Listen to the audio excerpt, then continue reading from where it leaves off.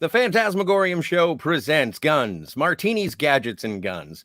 It's finally here for some of us, No Time to Die. We are days after the world premiere, just over a week from the North American release, and early reactions are in. Today, however, we look back on the much ballyhooed third outing of the Craig era with Skyfall. I am Scotty. My opposite number, Catherine, is in Q Branch solving a global network situation. However, double oh my God, we are joined by our very special guest, our very own Felix Leiter, if you will, Mr. Robert Meyer Burnett. And Hello, Steve will be racking up a tab in Macau. Hey, Kat, Rob, how are you? Great. Kat, are you good? Yep, I'm good. Ready for it. I'm very much very excited about this film coming out, although I've heard very, very mixed things about it. I have too. It feels like some Bond fans who I watch who actually bought tickets to the premiere, they think it's going to be very polarizing for a lot of fans. And I myself have kind of resigned myself to the fact a long time ago that for whatever reason, they're not really interested in doing like the classic Bond goes on a mission type thing. Scotty and I were talking about this in our last two episodes that Barbara mentioned in the Being James Bond documentary that, oh, well, after the Austin Powers movies, we can't go back to do that. And I'm thinking, why not? It's like Mike Myers is the biggest Bond fan there is. It's like he loves those movies. He wouldn't have made those films if he didn't love Bond. It's like, and so I get it. The character's retired now, so obviously it's going to be a very different format and probably very unique because they're trying to actually make it the end of an ongoing story for a change. So I expect it to be very different, but I can expect that to also be very polarizing. But it was the end of an ongoing story that wasn't planned as an ongoing story from the beginning. And I think if there's any criticism I have of Daniel Craig's tenure as Bond is he never went out on any mission.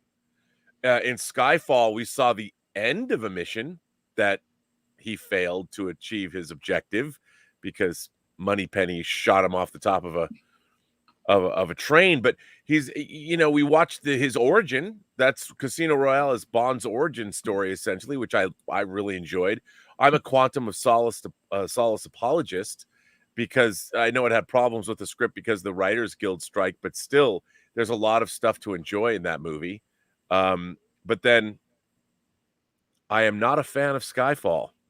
So I guess we're going to talk about that. Yeah. And well, I find it interesting just going over and having reviewed these, like rewatched them with Kat. We got a two-parter with Casino Royale and Quantum of Solace. And now it looks like we're getting another two-parter with Spectre and No Time to Die. So there really was only the one standalone movie, which was basically a Bon Voyage to M. Right. And yes, and a movie where Bond continually has his ass handed to him the entire film, and he's always behind. I mean, he doesn't know what's going on the whole movie, and it also has one of the I think the most distasteful scenes in any Bond film in it when Severine is killed.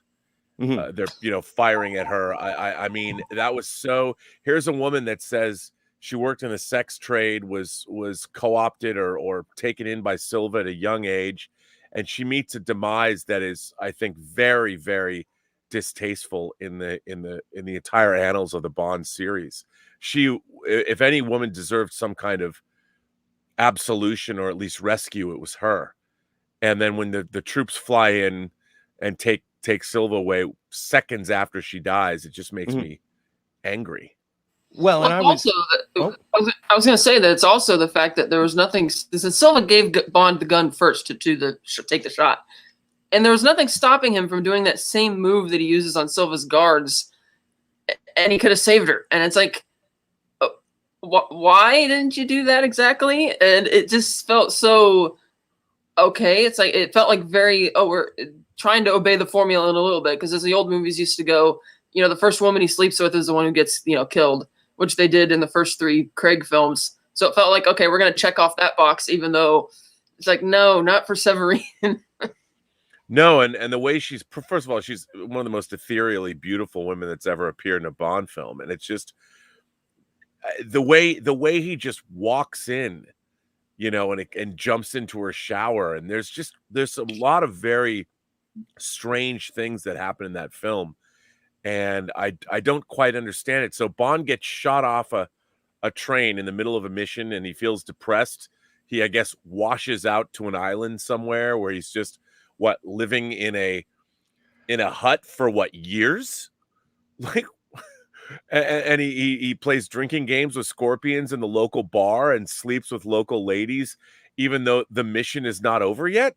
He allows the knock list out, and it makes no sense to me that he would understand as a dispassionate agent. M made a call, and it was not a good call, and he got shot off the top of a train. But why is he doing what he does? Like, why doesn't he go back to, how long is he waits until MI6 is attacked? I mean, it's already, all those agents are now at risk, and he just hangs out. I mean, there's so much about Skyfall that I still to this day do not understand from as far as the character of Bond is concerned. Like, it appears that he's out there for quite some time enjoying death. Why is he doing that?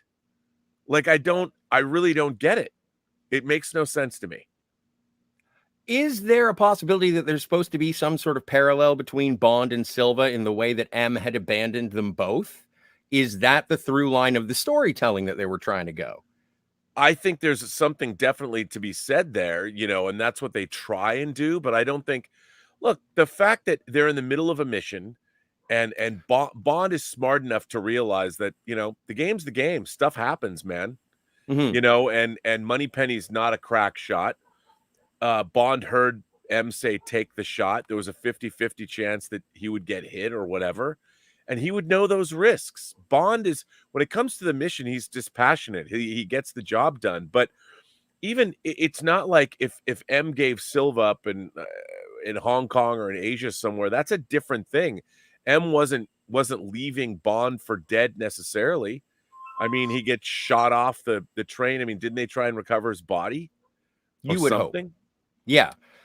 And then the character of Silva is portrayed as being like, once he gets back to London, like he's the Joker or something. He has a whole network of operatives that come into play, and suddenly they're everywhere, able to do everything, no matter what's going on.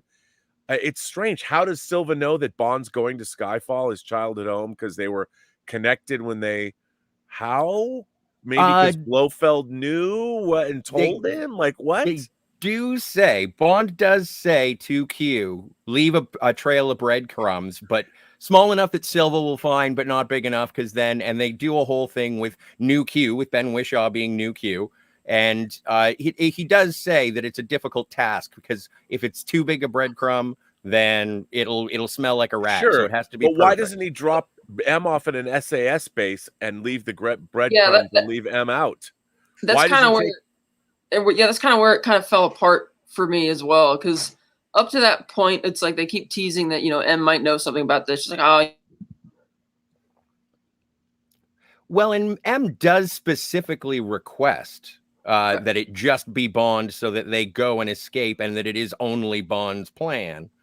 But and I think that's possibly why they don't drop off at the SAS. See, it's funny. I watched this movie in two parts, and I'm absolutely on board with you with everything that is distasteful from the first half of this movie. And then I watched the second half of the movie, from the train crashing. And by the way, yes, absolute Joker plan. But from the last half of that movie, when they go to Scotland and you meet Kincaid, I find it to be much more in the spirit of Bond that I was lacking in the first half, like with the waste of bad Scotch or of good Scotch, and with Bond. Where's the mission? Where's for King and Country? Like, James Bond as a character has always been a very resolute agent of the Queen. And so I didn't understand what that sort of lack of character in the first half. But by the time we get to the second half and he jumps on the second train that he jumps onto and says health and safety, and he walks through, I was like, wow, Daniel Craig decided to be charming halfway through. This is great. Yeah, I mean, look, the film was written partly by John Logan, and I wonder. There's a lot about it. It just seems to me that Bond is reacting the whole time as opposed to being proactive to what's going on, and it just seems strange to me. Like, when he comes back, they make a big deal about how he's missed a step, and M fakes the fact that he's, well, how long have you been away? Mm-hmm. Weeks, months, years? Clearly, if he's that bad, he's lost his ability to shoot. Of course, he's been wounded. He's got a shell that's been in his shoulder. Like, why would he leave that there? Why wouldn't he go see a doctor and have that shrapnel taken out right away? Mm-hmm. You know, I mean, clearly what are we expected to believe he's washed down this river and wound up where exactly? It's a very strange bit. Mm-hmm. And I did he get in a boat somewhere and go to an island? And if so, why? Yes. Yeah, because it's like he's upset with M, but then when he shows up in her apartment, 3 months later, she's unapologetic and stands her ground, and then he kind of gets over it. And it's like, okay, you could have done something interesting with this whole thing of him going dark for 3 months, but they didn't. It's like it's there, and then it just like the story moves on almost like it didn't happen. Right. And I think that's my problem with the scripting in Quantum, Skyfall, and Spectre all suffer from varying degrees of the same problem. In that I think the scripts are, and from what I understand, No Time to Die, as it was described to me, is Spectre 2. Like you pointed out, Scotty, that it and the fact that they lean heavily into Spectre, which is not a great movie in the first place, that has a lot of, again, these weird retcon coincidences about Bond's life. I feel like I'm a Debbie Downer because I love the James Bond franchise, but this idea to turn it into a shared universe. I mean, I think the big problem with the Bond franchise is that they've been trying to emulate. Bond films used to be trend setting, and now they've been playing catch up. They're playing catch up with now the Mission Impossible franchise. Before it was the Bourne franchise. Quantum of Solace is cut like a Bourne movie, but it's not shot like one. So the quick editing doesn't work. You look at these scenes and you don't know where you are geographically. That plane chase is like, where are we? What's happening? Where are we in relation to each other? And it's odd to me. The whole, and this idea that I didn't know that Barbara Broccoli said, well, after Austin Powers, you can't go on a mission. Yeah, you need to go on a mission. Because Bond is he's reacting. In all of these movies, he's reacting. Whereas in Casino Royale, he's chasing something that he doesn't know what it is yet. He hasn't been assigned really to a mission in the sense that he's finding these clues, and then M's like, okay, go check it out or go take a vacation or whatever. And he's looking for something. So he's kind of on his own mission. He's doing sleuthing and seeking something out because he doesn't know exactly what's happening, which is kind of cool. Well, and that was, and you bring up being a Quantum of Solace apologist. Until like last week was the first time I actually sat down in earnest and rewatched it. And I was like, oh yeah, he's doing some James Bond stuff in Quantum of Solace. And I always thought it was nonsensical, shaky cam, whatnot. And it looked like as this movie, because again, I don't think the mission is anything more than to sort of pit Silva against Bond, not a Bond villain, but just another sort of crazier version of Alec Trevelyan to move forward. And they were both agents that were wronged by M. But a lot of the movie in Skyfall has to do with getting the classic team together. Q, Moneypenny, Ralph Fiennes is M, because we have a departing M. And I think that it adds to the lore of the overall Daniel Craig era. And at the end, you're sort of rewarded with, okay, and next time he's officially James Bond. And you're waiting for it. And then we got Spectre. And now it looks like, we're going to get Chains of Command Part 2 for No Time to Die. I know that it was actually because of Daniel Craig that they brought in Q and Moneypenny. That's one of the stipulations for the third movie, because he wanted to get back to emulate some of the original films, which I thought was interesting because since, like you said, at the end of Skyfall, it seems like that was the promise. It's like, okay, this extended origin story is over. The whole genesis of killing M came from a different script that they didn't end up filming, and they thought, oh, we'll do this. We'll get rid of Bond's surrogate parent, if you will, to make him the hardened guy. It's like, okay, we're done with this. It's like, okay. And I think personally what probably happened was, I think they were probably blindsided by just how successful Skyfall was. It's the first Bond film to join the $1 billion club, first one to win Oscars since Thunderball. won over a lot of casual fans. And it's like, oh God, what do we do? Oh, we got to go bigger and better. I know we'll bring Sam Mendes back to repeat the same follow the breadcrumb story. Oh, we can't get Roger Deakins. We'll just get Hoyt Van Hoytema. Oh, we'll just shoehorn Blofeld and Spectre in there, and that'll just solve everything. And then it didn't, because there's no real story there. Well, the funny thing about even Blofeld always had a plan. Yeah. You know, and in this, it's like, oh, we're going to steal this technology to gain intelligence, and that just isn't that fun. I mean, you know, I miss when Spectre was stealing spacecraft out of orbit to touch off a nuclear conflagration between the two superpowers, you know, or which they used again in which Carl Stromberg was trying to do in Spy Who Loved Me, you know. And I would love to have, and I thought that there was, based on the trailers, that I thought there was going to be something like that in this movie. I mean, there kind of is, I guess, in No Time to Die, but you know, again, they're weaving too many ideas together, I think, in one script. They're all over the place, and I think that's been what the problem. One of the common criticisms I read of this new film is that it's just like it's overstuffed with plot, and they say the part where you really feel the length is more so in the second act instead of the third, because it's like, okay, it's like an espionage story you're telling, but that the villain they're saying is sort of on the periphery until like the third act. Almost like the third act belongs in a different Bond movie. And it's like, okay. It's like, so I don't know. We'll find out next week. I got my IMAX tickets for October 8th, but for Skyfall, I feel like you said, they're copying movies, copying trends and setting them. I feel they picked a lot from like The Man with the Golden Gun and Skyfall. It's like, in both cases, you have somebody from the Far East, a professional assassin or whatnot, reaching out to him with, you know, in Golden Gun's case, it was the Golden Bullet. In this case, it's the Think on Your Sins stuff. Bond follows clues in both movies to a Macau casino where he meets the villain's girlfriend who recruits him to kill her abusive boyfriend. Bond fails in both instances. And of course, one of the deviations is that in Golden Gun, it's actually the girlfriend who sent the bullet, not Scaramanga. And both villains have their own secret island where they, you know, hiding out at. And then in Golden Gun, it's Scaramanga luring Bond to his funhouse to try and, you know, pull the wool over his eyes. Whereas in Skyfall, it's Bond luring Silva back to, you know, his home to pull the wool over his eyes. And it's like, oh, okay, I see kind of what you're doing there. Right. I actually never thought about that, but you're absolutely right about that. I just think that that's not, you know, the thing about making everybody wants to make everything personal now. Even if no matter what script they're developing in Hollywood, they always, what are the personal stakes? And the thing about James Bond, other than defeating the bad guys, it wasn't personal for him. You know, he was an operative that was sent on a mission to stop somebody from doing nefarious deeds or pulling off nefarious deeds. And now, with everything being about Bond personally, it isn't really James Bond anymore. You know, the idea of an agent going out into the field to defeat the bad guys. I mean, it's almost like Bond is going out to overcome his own demons, and then the bad guys represent whatever internal turmoil is happening within Bond himself.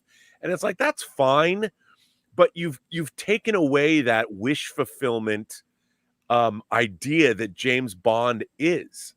And while I think Casino Royale didn't do that, after Vesper died, it's like, oh, I'm so hurt.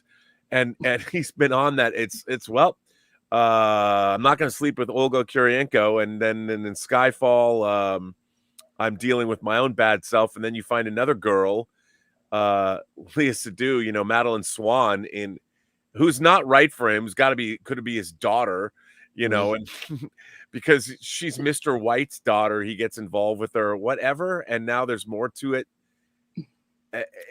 Like, who cares? Yeah, I don't feel that they have any chemistry at all.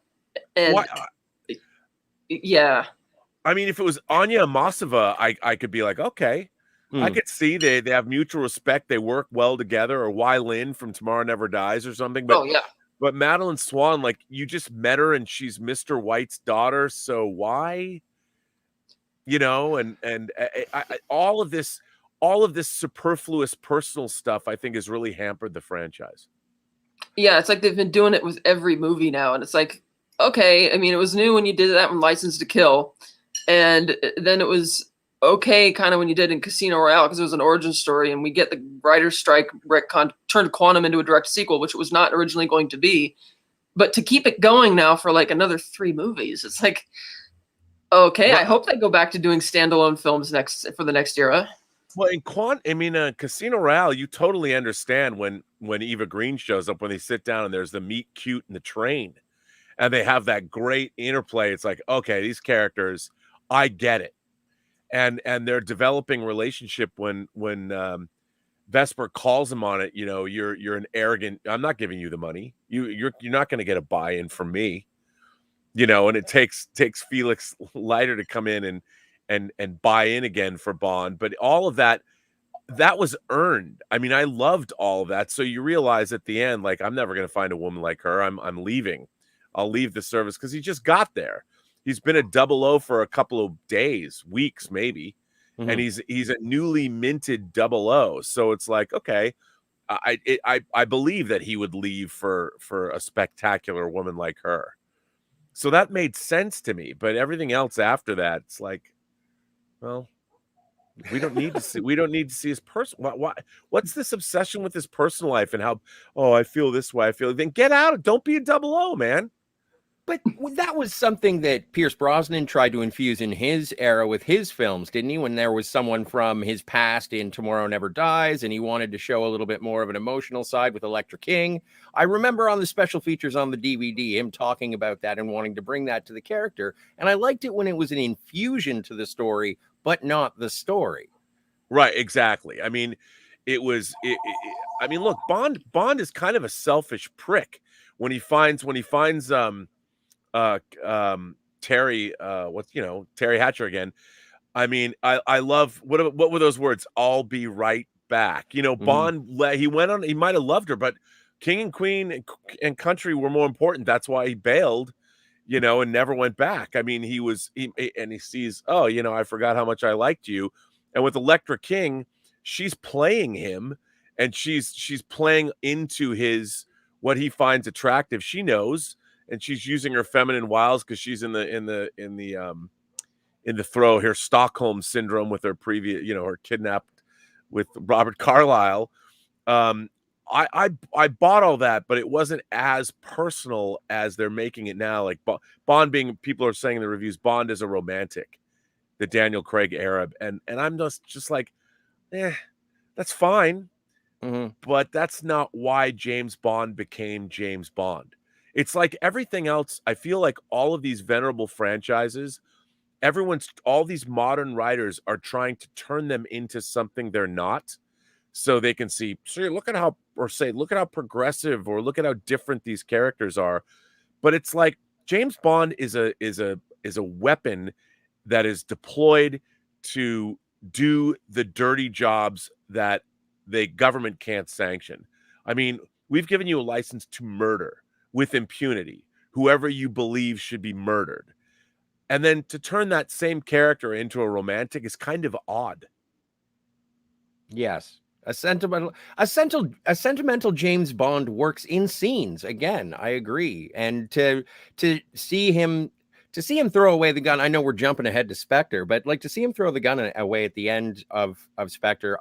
And I guess it's just the consistency of Daniel Craig throughout his era is that I never felt that he was an agent of, like, I never thought he was on Her Majesty's Secret Service. No, I thought he's just a hired gun. He is the assassin that everyone always, like when Bond villains used to say, you're an assassin, that's all you are. And then he would rise above that and actually perform a duty. Whereas here, and specifically in Skyfall, he is performing that duty to the detriment of his childhood home. Not that he liked it, right? But it is more to the individual and the personal stakes as opposed to for King and Country, Queen and Country. Yeah, absolutely. And there's something also turning Bond into this orphan, and that he had to compete. He was competing in his childhood with Blofeld, you know, Oberhaus, or all that. What? Yeah, that's because it's like, oh, well, we want to shoehorn this guy in here, but we didn't set him up at all. How are we going to get the audience to care about this? Oh, I know, you know, and it's like they didn't stop to think about how dumb of an idea that was. Well, and when Spectre was established, I mean, you first had Smersh, and then Spectre agents were teased. I guess Dr. No, you know, worked for Spectre, and then Goldfinger maybe, and then when you get to Thunderball and you actually see the table and you see all these agents, and that's of course been parodied in Austin Powers. I'm burnt. I'm very burnt now. But I loved all of that, and of course it got a little goofy because we had different Blofelds in every movie, which was odd, but okay. Making mud pies, 007, sure. Mr. Yeah, Bay. Charles Gray is my favorite. No. Okay, so are there any highlights during Skyfall? Are there any highlights for you that redeem it even a bit? Is it your least favorite Bond flick? Oh well, I it's beautifully made. I mean, the Roger Deakins photography, it's gorgeous to look at. I mean, when I watched Skyfall just the other day, and I'm watching it, and I'm like, I totally admire the filmmaking and everything, the acting. I mean, the craft of filmmaking in that movie is of the highest order. I mean, it's incredible to watch. It's just I'm just left with a feeling of, what is this? Like, what am I supposed to take away from this? And when I first saw that movie, I flew to London to see it. It opened 2 weeks before it opened in the States, and I wanted to go see it. I'd always gone to press screenings. I'm like, I want to go see this with real Bond fans. So I flew to London. At the time, I was single, and I flew to London, and I went and saw it opening the first show in Leicester Square at the Odeon Cinema. It was great with a bunch of fans. But even when I walked out, I was trying to convince myself that I loved it. It was like, Well, and this is, again, going back through the Craig era, this has been a situation where I'm watching these. Casino Royale has always been high on the rotation. I really enjoy it. It's a good movie. And I can sometimes just pop to the coda of that film and just enjoy once Lashif is dead, and then just watching the rest unravel is a fine half hour before I have to go do something else. Yeah. And but I'm finding more and more with the Craig, I'm not getting the Bond vibe. I'm getting the 21st century action movie vibe, and it's trying, but not that hard, because it doesn't want to get too close to what it could be parodying or what it was before. It's missing the mark. It's never a full-on bullseye. And with this movie, I've been told it's amazing, and I appreciate certain moments in it. It's almost like I could take what I thought of Quantum of Solace 3 weeks ago and apply it to Skyfall, and then sort of take what I thought I was supposed to think about Quantum of Solace, take that away from Skyfall and give it to Quantum. And that's how I'm dealing with it. But I still see things in both that are flaws, and it's making me question everything except for Casino Royale. It's the Craig era that I'm just like, something's amiss. It's almost like it's out of focus. Yeah, well, it's funny to say this because it's not like the Bond franchise as a whole is beyond reproach. Oh, no. I mean, it is a franchise that I love despite its shortcomings. Yeah, Die Another Day is right there in the middle of the floor. Clean it up. Yeah, and I like the James Bond franchise despite it having, I think, less great films than you'd want in a franchise. I mean, if you think, I mean, to me, it's the greatest Bond film as far as the distillation of Ian Fleming is from Rush of Love. I think that's the closest to what it's like to have read one of his novels, especially in the 50s when he was first writing them. And then, look, I really enjoy Connery's run up until Diamonds Are Forever. It's a fun bunch of films. Diamonds Are Forever it has not aged well. It's not aged well, but it's a guilty pleasure, sir. I enjoy Diamonds Are Forever for what it is, and Charles Gray. And it's the movie I've probably seen the most. On the ABC Sunday Night Movie, they seem to play it all the time. Yeah. And then Live and Let Die and Man with the Golden Gun are unique. I mean, I love Spy Who Loved Me, and I am a Moonraker lover. And Moonraker is, I saw it in the theater when it first came out, and I love Moonraker. It's ridiculous, and it's tonally all over the place, but it knows what it is from the opening scene when the Moonraker shuttle blasts off the top of that 747. I mean, I'm like, all right, I'm in. Yes. you know, and then you cut to the scene with Jaws kicking Bond out of an airplane. And I mean, come on. Yeah, that's Oh, a fun movie. The circus music and the Wile E. Coyote, though. That's well, I'm still, yeah. I was probably one of the first Bond movies that I saw, so it does have a soft spot in my heart. But And the yeah, Close there are Encounters code on the door, you know. that would, yes. How the room completely changes overnight such a manner that it's just like not believable. I was like, what? But yeah, all the movies have these things in there. But I think one of the elements they're losing in the Craig era is the fantasy element of it. It's like Bond is not Jason Bourne. It's not supposed to be like your run-of-the-mill espionage novel. It's supposed to be a bit heightened, like a heightened sense of reality, and not in the way like in Skyfall where Bond gets shot in the stomach, falls off a bridge, which is higher than the base of the Golden Gate Bridge, and lives without any issues at all. Not that type of heightened sense of reality, but like, you know, like GoldenEye. It's like, it's completely over the top in a way when you actually stop to actually think about the absurdity of the plot, but you still enjoy it and you like roll with it. But GoldenEye feels far more like a Bond movie. It does. You know, I mean, you've got the super train and you've got the tank chase through St. Petersburg and the whole, I mean, although what's odd about that movie is how long Bond actually disappears from the film when they're at Severnaya for so long, you know. Yeah, because it's not until like 45 minutes into that movie when M gives him the mission, you know? Yeah. And it's like, oh, okay, here we go. But I like GoldenEye. You know, once again, it starts out like you're watching the end of a mission with 006 and 007 going. They're finally finishing off what a previous film that we don't see, and then of course 006 double crosses him. But I like it. I like GoldenEye. Yeah, I kind of liked that aspect of the pre-title sequence of Skyfall as well, because it's like right up front when you know, Bond's trying to save Ronson and M kind of callously tells him to leave him behind. So that like plants the seed immediately that he's got trust issues with M. That's like strike one. Yeah. Strike two is when she says take the shot. Strike three is when Silva reveals that no, she knew you failed all your tests. She sent you out here anyway. Strike four is when Silva says no, M's the one who screwed me over. So when M says to Bond, oh, he was acting beyond his brief, blah, blah, I thought she was lying when I watched the movie the first time. And that they're going to have to address this. This is like the whole theme of the movie. That he's got all these trust issues with them. And they just kind of drop it. It's like, oh, I guess that's the answer and everything's good now. It just kind of loses it. Same with the horror-esque vibes of Skyfall, like that whole montage where he's driving up there with, I'm starting thinking we're going to enter some type of horror film. Like even when he's being really flippant with the psychiatrist, and then when he says Skyfall, he just gets all tense and everything. Yeah, and yet, come on. And the second he opens the door, all of the front door of Skyfall, oh no. All of something. She'll come back.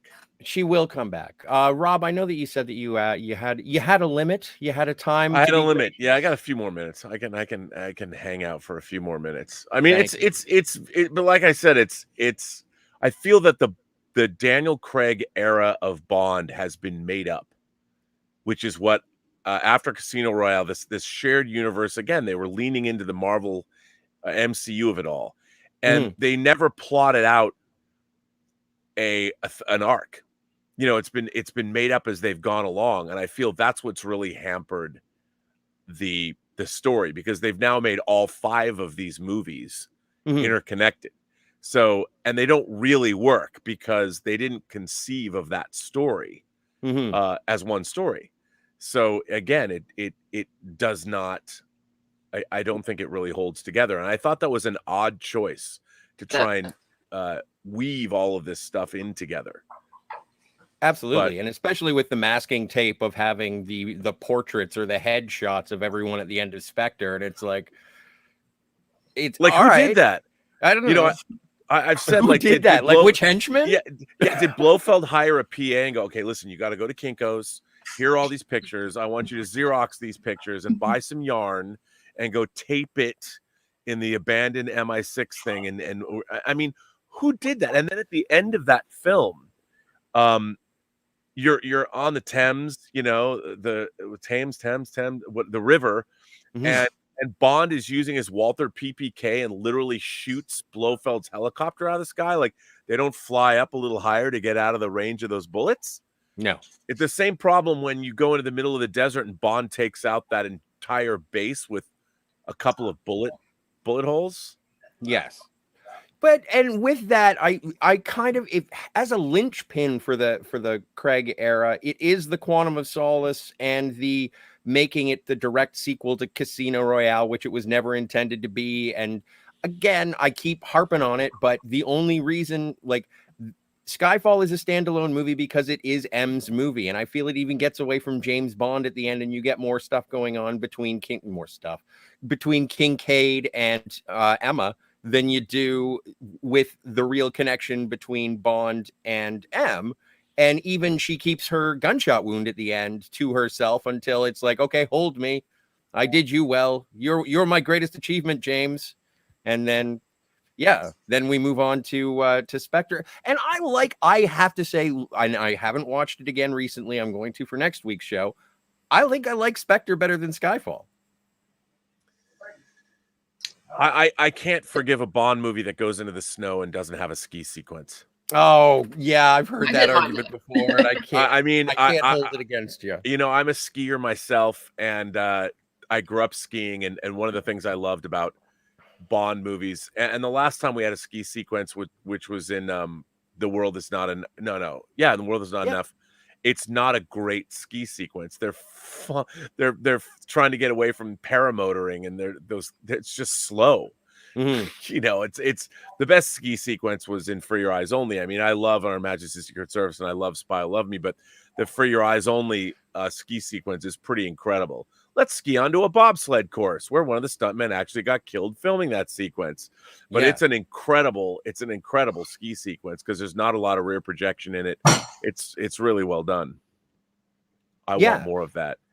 But why would Bond ever get on skis in the middle of a mission now? Like, yeah, who's doing business in the mountains? Well, that's where Madeline Swan works. There's a clinic and everything. Right. Did you see the Being James Bond documentary? I have not seen it yet, and I need to see it. I mean, I was planning on watching it the other night, but I had some work I had to do, so I haven't seen it. Is it good? Yeah, it's an excellent roundtable conversation. Kat, what did you think of it? I liked it. I thought they repeated some old ground that they did before, talking about Casino Royale and all the the controversy when he was first announced and that kind of stuff. But then they get into Quantum, and they were talking about how Barbara was saying that not only was there the writer's strike, but there was a looming actors' strike as well, and she was worried that, well, do we pull the trigger and with this lesser script, or do we wait and hope that this is going to end at some point? And and so she's like, yeah, we basically went into that movie without a usable script. And with Spectre, I guess they must have filmed the fight with Batista like right up front, because when Daniel injured his knee doing that fight, he said he basically wore a bionic leg throughout the rest of the film. And that changed how they wrote the pre-title sequence, even that it's more of him like walking through the crowd following Skiar instead of like chasing him, because he just physically couldn't do it. And I wonder if that played a role in why he just simply, fires the one bullet to blow up the base, because it's like he physically can't, do much at that point.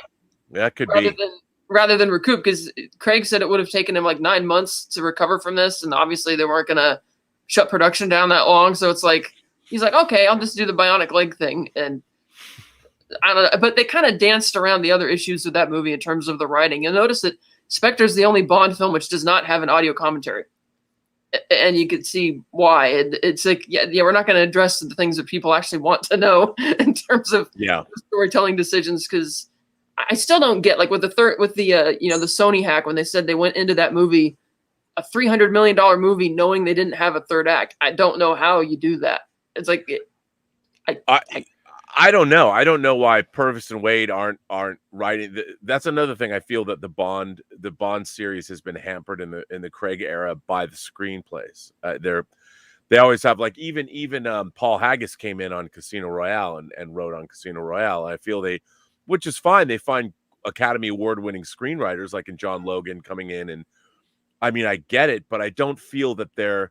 And I've heard that No Time to Die feels like they're really, you've got Purvis and Wade coming back. You've got and Phoebe Waller-Bridge also writing on it. So, you know, it feels not of a piece. It's kind of a gangbang, so to speak.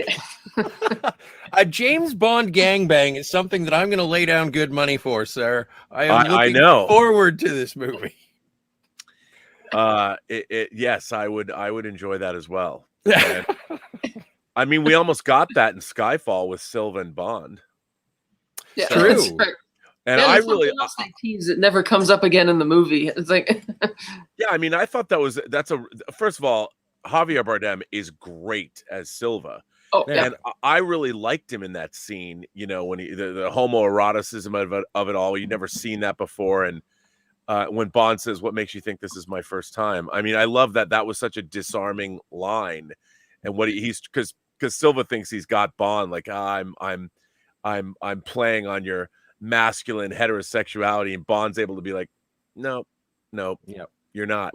And I really enjoyed that. And I thought their exchange, I mean, he is kind of this nebulously, ambiguously sexual creature. I mean, obviously he had Severine, but now he's clearly coming on to Bond, and he's being played very effeminate in that scene.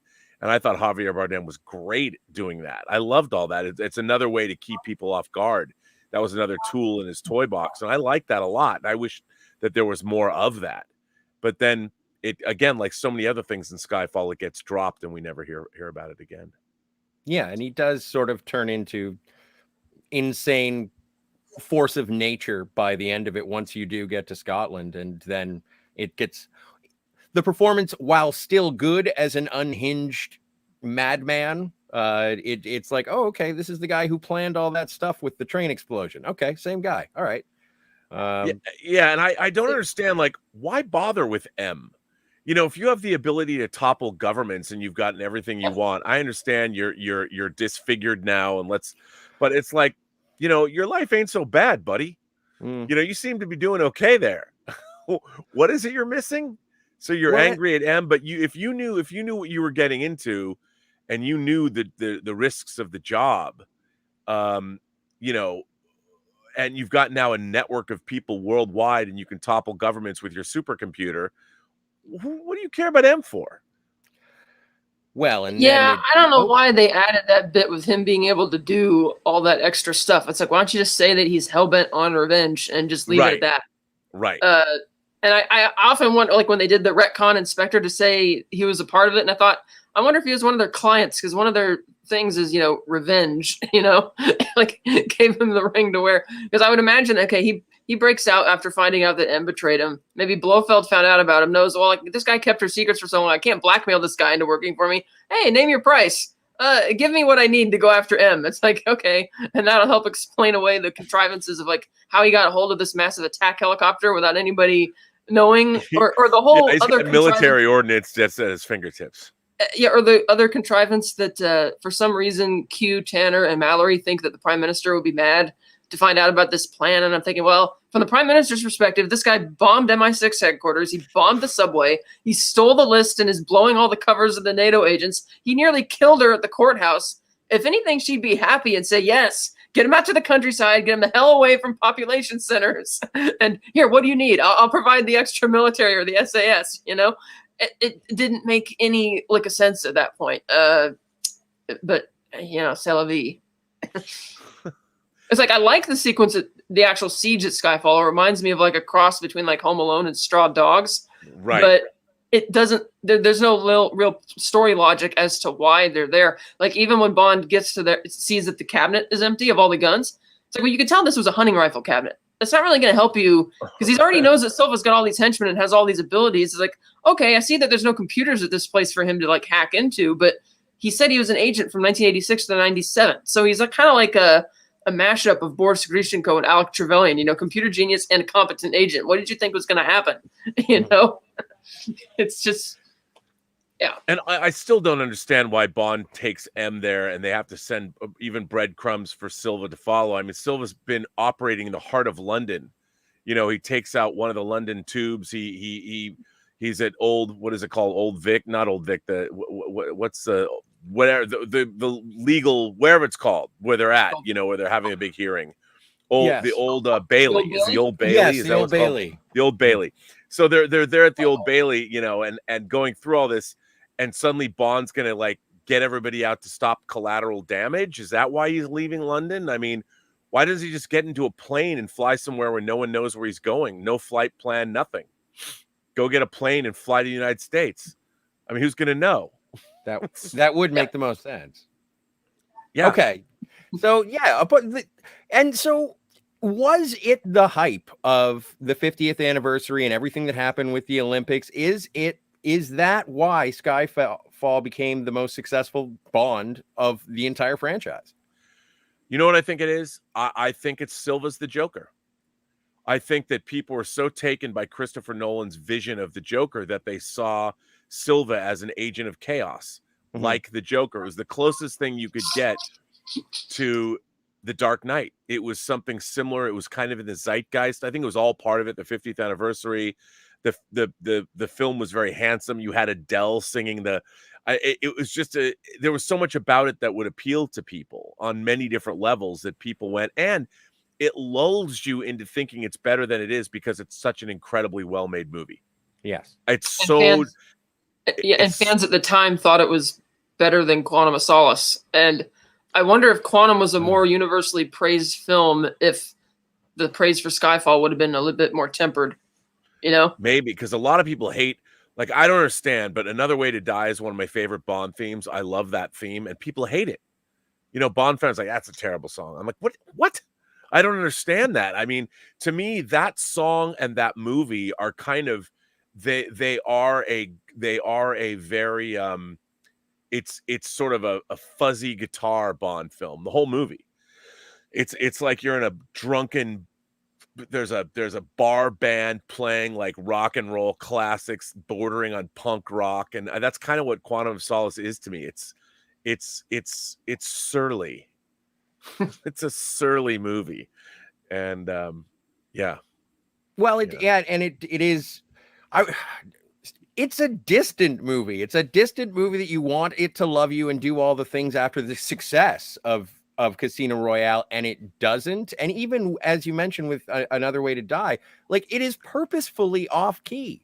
Right. And that is one of the things that turned me off the first time I listened to it. And then after that, I was like, no, I dig this. This is a Windows down, radio up song. I like it. I mean, that first riff, and then the Bond, it's this nasty rock song, but it's still got the underlying Bond motifs in it. And I think Jack White is no slouch, and neither is Alicia Keys. They knew exactly what they were doing. I mean, one of the problems I have with Spectre is Sam Smith's song is just terrible. Yeah, it's just a terrible song. And even, I mean, I understand now that I know more of the plot of No Time to Die, I get the Billie Eilish song. I think it's a little too on the nose, but it's fine. To me, a Bond song should give you a sense of how it's going to feel to watch the rest of this movie. And the Sam Smith and the Billie Eilish songs are more like, yeah, like I'm like, come on, man.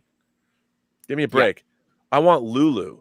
Lulu has, if you think about Man with the Golden Gun, it has, it's got the same thing as No Time to Die, so it's got the same, that both the Lulu song, and it gets you right in there. I mean, even though the Lulu song's a very on the nose song, it's still, he has a powerful weapon. Yes. Charges $1 million a shot. No assassin second in that. You know what's going on right there. What is your opinion of the Adele song? And do you think that Sam Smith won the Academy Award for Writings on the Wall simply because we just give Oscars to James Bond movies now? I guess so. I mean, I'm sure Billie Eilish will win an Academy Award as well. Adele. That's lock of the year. Yeah, I mean, everyone loves Adele. It's and I love Adele too. Rolling in the Deep. That great pop song. I understand. I love all that stuff. What is that ballad she sings about? You're with somebody else now. That's a great song too. Isn't that like one entire album? Yeah, it's the entire Sorry. her entire album. It's Adele 21. Is that what it is? I think so. Skyfall is a great. I mean, it's a great song, but it's not. It doesn't have. I don't listen to Skyfall, and Bond's song should make you want to have sex, and in lieu of having sex, you're gonna get to see a Bond movie, Right. you know. And if you listen to even Moonraker, you listen to Shirley Bassey sing Moonraker, Diamonds Are Forever, it's still like you're gonna go to bed with Shirley Bassey when she's done singing this song, and she's gonna put her diamonds all over the bed, and you're gonna have a great evening. Whereas I listen to Skyfall, I'm like, I'll watch it. It's cool, but it's more like this emotional, like you feel guilty wanting to have sex listening to Skyfall or listening to Writings on the Wall or listening to No Time to Die, because like, where's the fun here? It's like picking up someone at a funeral. It's like, don't flirt here. It's not the time. But Totally. I do appreciate Skyfall, like Adele's Skyfall, because it was the last one out of the series so far that actually builds to a crescendo as a song. Right. Yeah. As opposed to being some sort of falsetto dial tone or, you know, don't hit on people at a funeral. So, but I agree. And the first two, I love You Know My Name, Another Way to Die. Oh, yeah. Both of those are great. Yeah. And it's like Bond, when did Bond get maudlin and depressed? I mean, James Bond is here to save the world, drink great martinis, sleep with beautiful women, save the world, use gadgets, know a bunch of stuff, and that's, I hate to say it, but Bond was born out of the wish fulfillment of the greatest generation, the era that won World War II, that started the middle class. It was wish fulfillment for middle class men and middle class women. You know, I wish my husband was James Bond. That's right. That's exactly right. And I feel that that's one of the problems where Bond is now making Bond an emo Bond. I don't have a problem with that per se, but why? If you're that in touch with your emotions, why are you going to be a 00? How does that reconcile? If you're a romantic but you're killing people, you know, you don't have time. That's why Sean Connery still is the perfect Bond, because, you know, he understands romance, but you know what? He's not, if he sees somebody reflected in your beautiful eyes about to clock him over the head, he's going to turn you into that blow to take it, even though you're a gorgeous woman, because he's got a mission and there's the needs of the many outweigh the needs of the few or the one. I'm sorry, but I've got to do this. And they've turned him in. I don't believe that the Bond is portrayed by Daniel Craig would be a 00, would take on the mantle of that responsibility, because his nature would preclude him from being a killer. I would also imagine that being a 00 has a lot more to do than just getting 2 kills, but having loyalty to Queen and country. And he's retired like 3 times now in the franchise. Yeah, I mean, what is come on, man? Yeah. That's why I've accepted the fact that this movie it's going to be a conclusion to this version of the Bond character. It's not going to be, you know, the classic James Bond. I mean, I have a feeling that with whatever they're doing with the plot in the third act will probably feel like a throwback. So, like, I've been reading some critics say the whole third act feels like a throwback to the Roger Moore level of, you know, silliness and ridiculousness and fun in a way, but tries to put that somber shit on it too. And it's like, okay, let's just hope they do better on the next era. But even the Roger Moore era, when you think about Spy Who Loved Me, and I mean, I love Bond movies that have these big pitched battles at the end. You know, when the submarine crews are freed and they're fighting against Stromberg's crew on the Leparis. It's great. I mean, that's spectacular action on that giant set with those 3 nuclear submarines, and I mean, machine guns, and Bond having to get a detonator over it. It was great. And it's spectacular action, and that's what I want to see. You know, that's what I think we all want out of or whether Bond's leading the Mujahideen in Afghanistan, you know, against, I mean, with RPGs being fired off of horses. I mean, come on, you know, that was something that Bond did better than anybody. And I just feel that, that we're not getting that anymore. And I think it's interesting. A lot of it has to do with when Bond was being written, it was post World War II, you know, into the Cold War, when Britain and the United States had saved the world from the evils of Nazi fascism. And now, does Britain even have, like, can Britain even matter on the world stage? You know, can you No, muster? well, the whole even Silva alludes to that when he says, "Oh, Britain, the empire. You're living in a ruin as well. You just don't know it yet." Because technically, even when Fleming wrote the books, it was already post-colonial Britain. Because World War I did a number on Britain's economy, and World War II was the final nail in the coffin for the end of the whole British Empire thing. And so Bond has sort of always existed in that post-colonial era. But true enough, back in the 50s, there was still this gung-ho bravado attitude about it because of what you just said. Whereas now, I think that's another thing that these films will do. I feel it's going to be like a Venn diagram, because the first 3 Craig movies are like this pseudo origin story. And the second 3 Craig movies, with Skyfall, starts with this whole theme of, oh, we need to shut down MI6 because it's irrelevant. And they carried that over into Spectre. And I have a feeling with the fact that he's been replaced by another agent here that it's going to be kind of carrying that over here if Bond himself is relevant, and almost like a meta commentary and all the people who say they should just stop making Bond movies. So that might be an interesting way to see how they tie off that theme if they do. Yeah, I mean, how does MI6 work on the world stage now? How does that work? I mean, Does it work? And people are always saying, well, maybe they should go back and do a period piece. We don't need a period. We had Bond in the 60s. I mean, we had a modern Bond that was in the 60s. Why go back? Because then it would be a stylized version of the 60s, and it would be like, what are we watching? Why are we watching this? Go do Man from U.N.C.L.E. We saw what a stylized Bond film in the 60s would be. Mm-hmm. And it was Armie Hammer and Henry Cavill, and I loved it. I loved the Man from U.N.C.L.E. film, for what it was. I thought it was a lot of fun. But is Bond still relevant? Is there a need for Bond? I don't know. What do you do? How do you deal with the UK and a post-Brexit world? The UK has basically said, we're not going to save you. Nope. Deal with yourselves. And what happens then? That's why I wonder if they did mention that they were going to allude to that without being heavy-handed about it in the new movie. And I think that might come by way of the fact that Bond technically is not MI6 anymore. He's kind of on his own. That's why I think in the trailers, they, Nomi's kind of looking down on him and stuff like that. And I wonder if that has more to do with the fact that she's representing like modern Britain, and Bond is like maybe not as on board with that idea, with whatever it is that, because, whatever this mission is, it's like the CIA's in on it apparently because Felix is there, and, MI6 is in on it because Nomi's there, and then apparently Spectre might have something to do with it because Blofeld's there, and then you have the Safin guy over here. So it's like, I do wonder if that's going to be how they do a commentary on, the fact that it is a Brexit world. Where does Bond stand on that issue, so to speak? Yeah, I mean, it's sort of an interesting idea. And one of the things about the Bond saga, all of them, is it has always reflected the time in which it was made. I mean, that's why I've always said in the 70s, Bond films were a reaction. Live and Let Die was a reaction to the blaxploitation genre, and Man with the Golden Gun was a reaction to martial arts films that were becoming popular. And whereas in the 60s, Bond was setting trends, in the 70s, Bond was following trends. And then in Spy Love Me and Moonraker, I mean, Star Wars had been popular. Well, let's send Bond to space.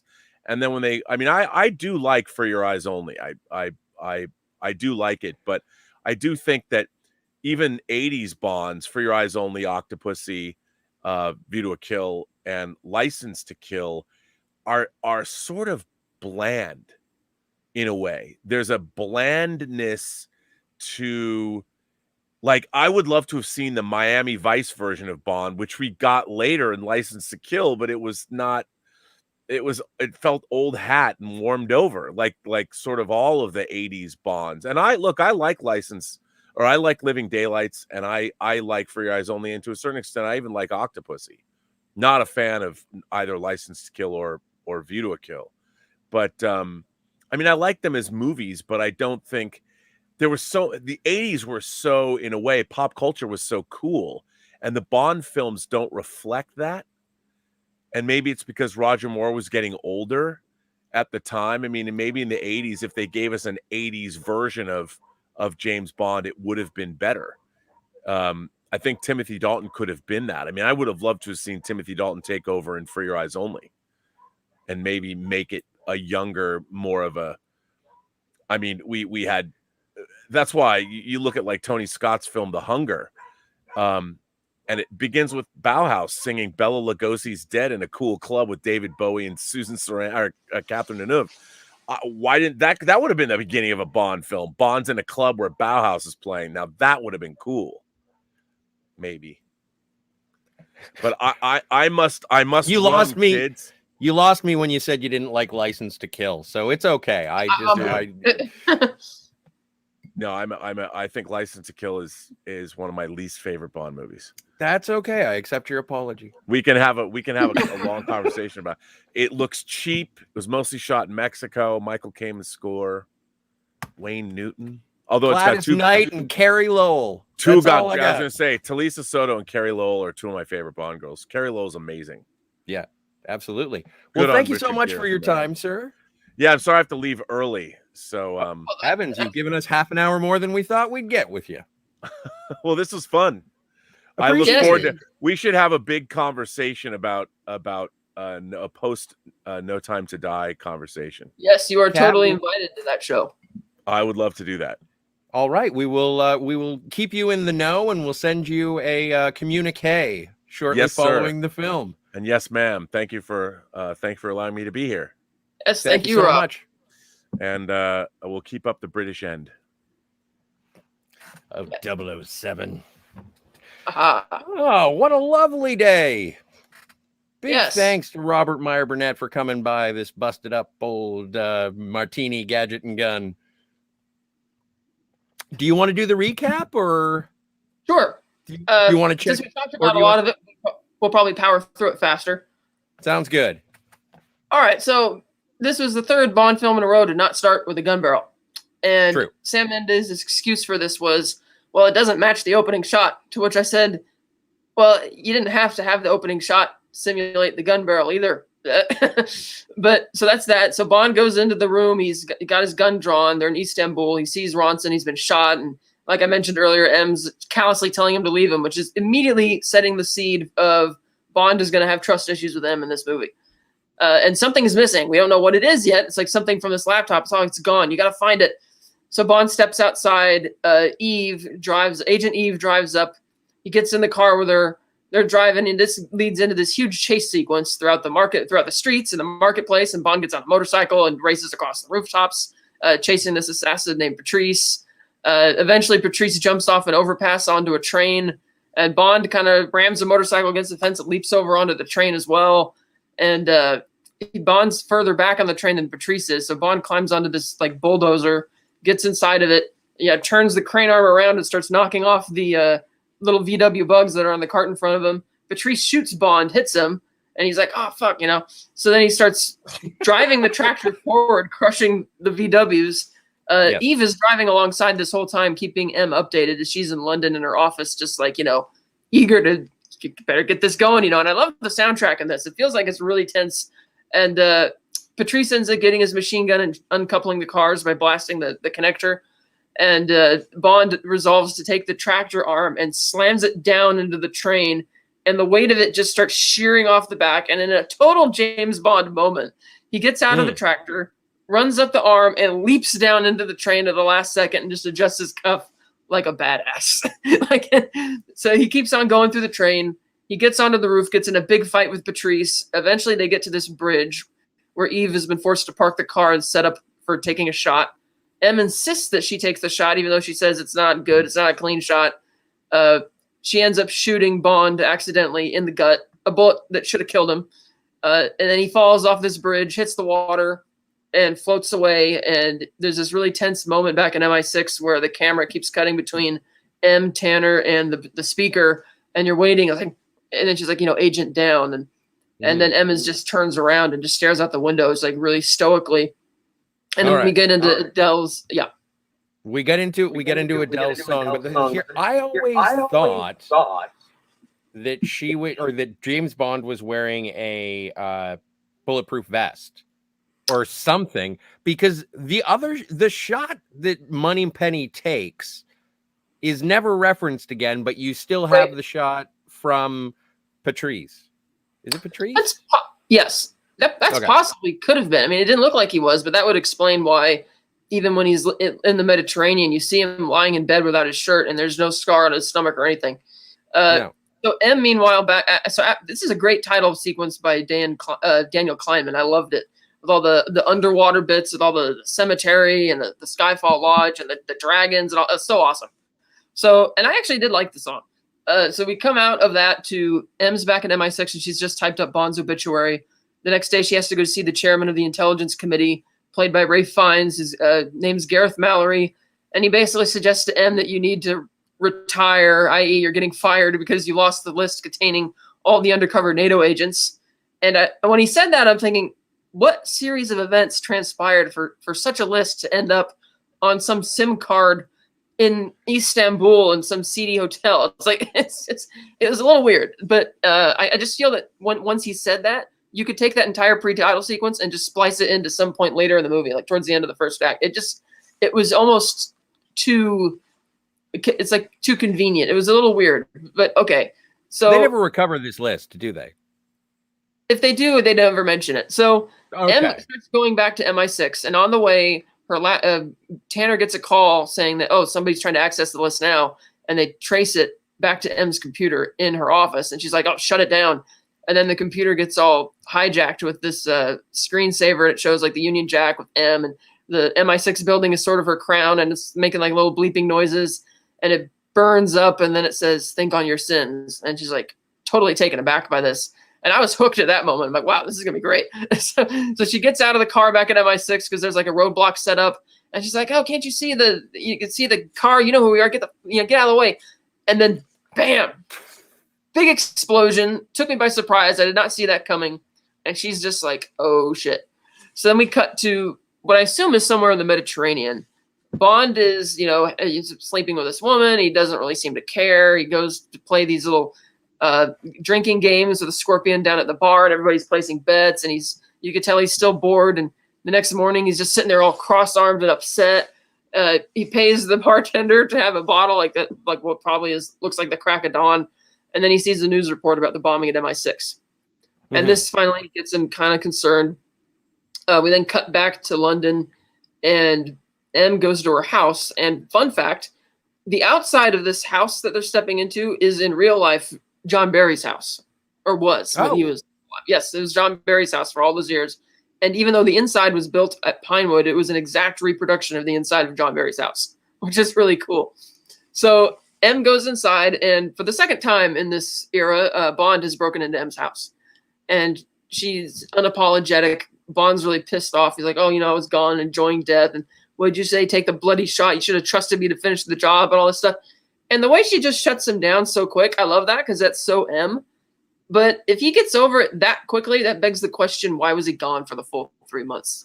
Like, it seemed like an interesting prospect. And it's like, I mean, it'd be one thing if he was like seriously recuperating from the injury of the gunshot and the fall, but it didn't seem like that's what was going on. So it was like a little weird to turn because understandably, if he had just gone back to MI6 to begin with, M probably would have given him paid leave to recover anyway, and he could fuss with her later. So I didn't like the whole, I'm going to pretend to be dead and just be pissy about this. But okay. Well, and that's, again, as I mentioned before, that is a characteristic that I did not, and watching it again now, it's like James Bond just sort of gave up and left. Like, I understand that there were mitigating circumstances, but okay. Anyway, yes. Yeah. So the next morning, because M says that, we sold your flat, and she's like, because we thought you were dead. And no, you're going to have to say, he's like, oh, I guess I'll stay in a hotel then. And he says it in this sheepish way, like he's hoping M will let him stay at her house. And she's like, oh, no, you bet you're going to stay in a hotel. You're bloody well not staying here, which was pretty funny. So Tanner comes to pick him up in the morning, and he's explaining how, whoever hacked her computer knew her itinerary. So they knew that she would not be in the building, which means they probably also saw that the hearing was scheduled on the itinerary, which comes into play later in the movie. So Tanner's telling Bond all about what we know and what we don't know, and Bond's working out, and he's recuperating. He's practicing his shot. He's not very good at it, probably because he's still really distracted over what's happened with him, betraying him or whatnot. He reunites with Moneypenny, and who they still haven't called Moneypenny, but she's like, oh, I've been suspended from active duty. Something about killing 007. he's like, well, if it helps, just warn me when you're back in the field. And then he kind of suggests to her that, are you sure you want to go back? Is that what you want? And she's like, well, yeah, of course. He's like, well, it's not for everyone.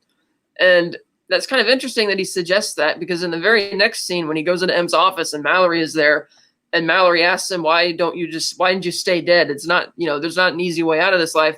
Bond seems almost offended that he asked the question. And I'm like, well, you kind of just asked the same thing to Moneypenny downstairs. Why don't you just not go back in the field? And on the first viewing of this movie, I actually thought that Mallory might have been in on it. Like maybe he and Silva were like tag teaming M, because he is kind of confrontational with M when he's like not wanting to think that it's somebody from the shadows, that he's not really confident in Bond, which is, and in Mallory's defense, he probably knows that Bond's been delinquent for 3 months. And it's like, this is the guy you want to send back into the field immediately. So he's probably trying to push off on that. But Bond just says, hire me or fire me. It's entirely up to you. And Tanner's surprised because he didn't think Bond passed the test. And M's like, oh, he didn't. And the mission they get, of course, inspired by Bond suddenly cutting the shrapnel out of his shoulder.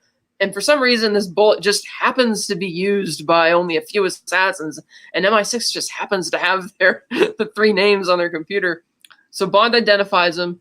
And M decides, I'm going to score some points with Bond. So you're going to go find this guy. And kill him for Ronson. Because Bond's still really upset about the fact that Ronson didn't make it. And then they're like, you report to Q Branch, blah, blah, blah, blah. And even though Q Branch, as we see later in the movie, is here in this underground complex, for some reason he goes to meet Q at the museum. And, I mean, it kind of reminds me of like in Revenge of the Sith when George added the Opera House setting because he thought too many scenes in Palpatine's office would just be, boring.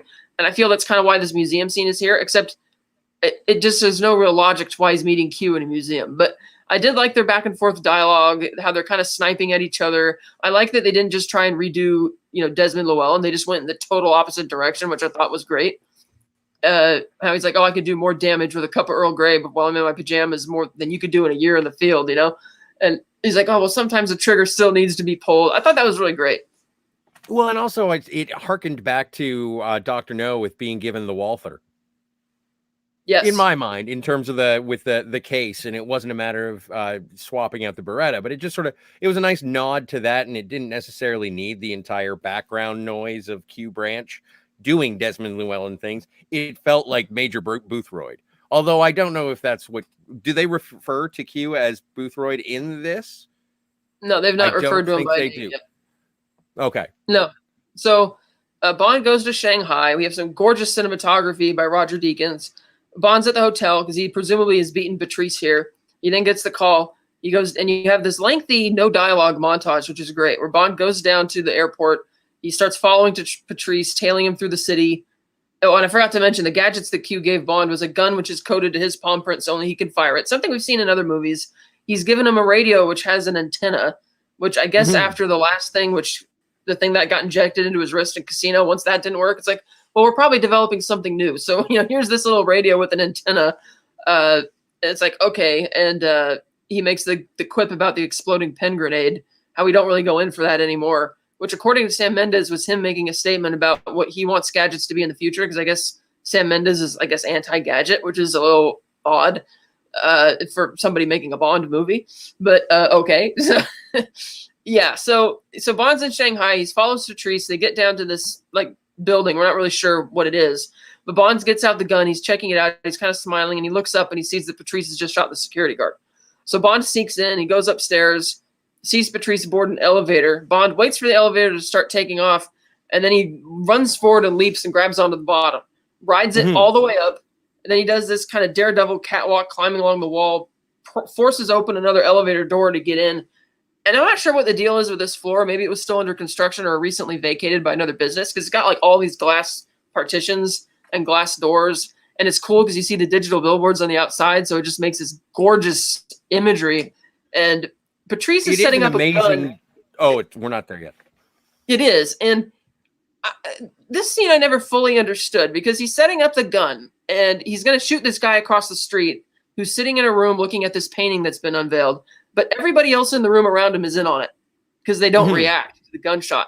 So if they're all in on it, and it's not like they want to stage the scene because no sooner than he's shot, they collect the body and start leaving. It's like, well, then why didn't you just kill him yourself? Like, why are we having this guy? I mean, I could see it if he was like at a party and the other people want to look innocent and they're going to wait there and this guy gets shot and everybody, all the other party guests would scream or whatever. But that's not what's going on. It's like weirdly, it's like they didn't need to use him to do this. Well, the reason that they did this is if we're connecting the dots as to what Silva's plan is, Patrice is necessary so that Bond will kill him and collect the poker chip. But does he know? But does he know that's going to happen? I just kind of picked it.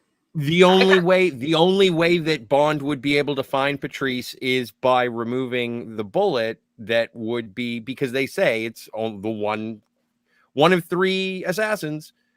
Right. So but it's not like Silva knew that Patrice was going to shoot Bond either. I don't know if that was this up to this point seems almost like just coincidence in a way, in a weird way. Cause I couldn't figure out, because the building across the street, it's like, okay, you killed this guy, and they never really say what that was about, but we see Severine there, kind of standing there. And then Bond and Patrice get in this awesome fight. And in an apparent FU to the previous film, they barely have any cut at all. It's like you see the both of them fighting, and they're in total silhouette against the gorgeous background of the billboard. And it's so awesome because it's letting the fight be what it needs to be. The glass gets shattered. They lose their guns. The wind is starting to blow through because, of course, it's going to be a lot more intense up there. Bond ends up throwing Patrice out the window, and he's hanging on to him. He's like, who's got the list? Tell me who's got it. And of course he's not going to answer him, and he loses grip. Patrice falls to his death. Bond's kind of frustrated, and then he sees Severine on the other side, and she kind of looks at him, and it's almost like this really ethereal type of moment, like the way she's kind of just not bothered by this, just kind of, okay. And Bond's kind of, okay, so he's kind of interested in that. So he goes back to Patrice's little case there, and he finds inside a casino chip for a casino in Macau. We then briefly cut back to MI6, where M is, or not MI6, but M's like probably at her house again. She's on her laptop. Her laptop gets hijacked, and it's designed to look like a slot machine this time. And it says, click here to claim your prize. And rather than doing what she should have done, which is take the computer down, don't press anything, take the computer down to Q branch, she clicks the button anyway, and then it cuts to YouTube and the 5 lists, or the first 5 names of agents with their covers have been uploaded. She calls Tanner and tells him about it, and then it ends with, the think on your sins thing, which is like reminding us that this is still a threat. So we then cut to Macau. Bond's at the hotel. He's just gotten out of the shower. He's cleaning up. The door, there's a knock at the door. He's kind of nervous. He gets the gun, goes over there, but then he hears that it's Eve. So he lets her in, and she tells him what's going on with the list and the names being upgraded. And he's like, well, why are you here telling me this? She's like, well, Q's afraid of flying. And he's like, oh, of course he is. He's like, but M already briefed me on this. Why are you here? And she's like, oh, I'm here to assist in any way possible. And he's about to, shave himself with this old straight razor. And he was like, oh, well, maybe the old ways are the best kind of thing. So and she's like, are you putting my life in your hands again? Because he hands her the razor. And so we cut to this like really sensual scene where she's shaving him, and she's telling him about how Mallory may not be as much of a little prickly guy as they think he is, because he got kidnapped by the IRA and he was in their custody for a while and broke out. And Bond kind of already knew that. And once she finishes shaving him, she's like, oh, you look the part now, old dog, new tricks. And they tease that Bond obviously wants to have sex with her because he started undoing her blouse. But they leave it kind of at that. It's like there's the question. I personally never thought they did it because he was cleaning. Because he got out of the shower and he was cleaning up and he was getting ready to go to the casino. She was helping him finish getting cleaned up. So I guess they could have. I didn't get that sense from the scene, but maybe. Did you? I do. I think that they did, and I think that their relationship, I think it's a nice addition to the dynamic between Bond and Moneypenny, is in that now that Moneypenny is basically by the time we get to the end of the movie, spoilers, Moneypenny is working for M, and I think that that's sort of a water under the bridge, but that moment, because she even mentions it at the end of the movie, she says, I'm sure that there will be more than a few close shaves. And so I think that, and if the close shaves line is a reference to how they didn't, that's fine. I think this is one of your did they, don't they? It's up to you. I think they did. Okay.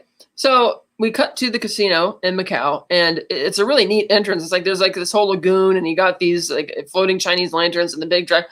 it broke my heart to learn that this is not a real place. It's like the production designer to get Dennis Gassner basically built this place. And they even mentioned that on the audio commentary. It's like Bond fans will be disappointed to learn that this place isn't actually real. So don't go to Macau expecting to find it.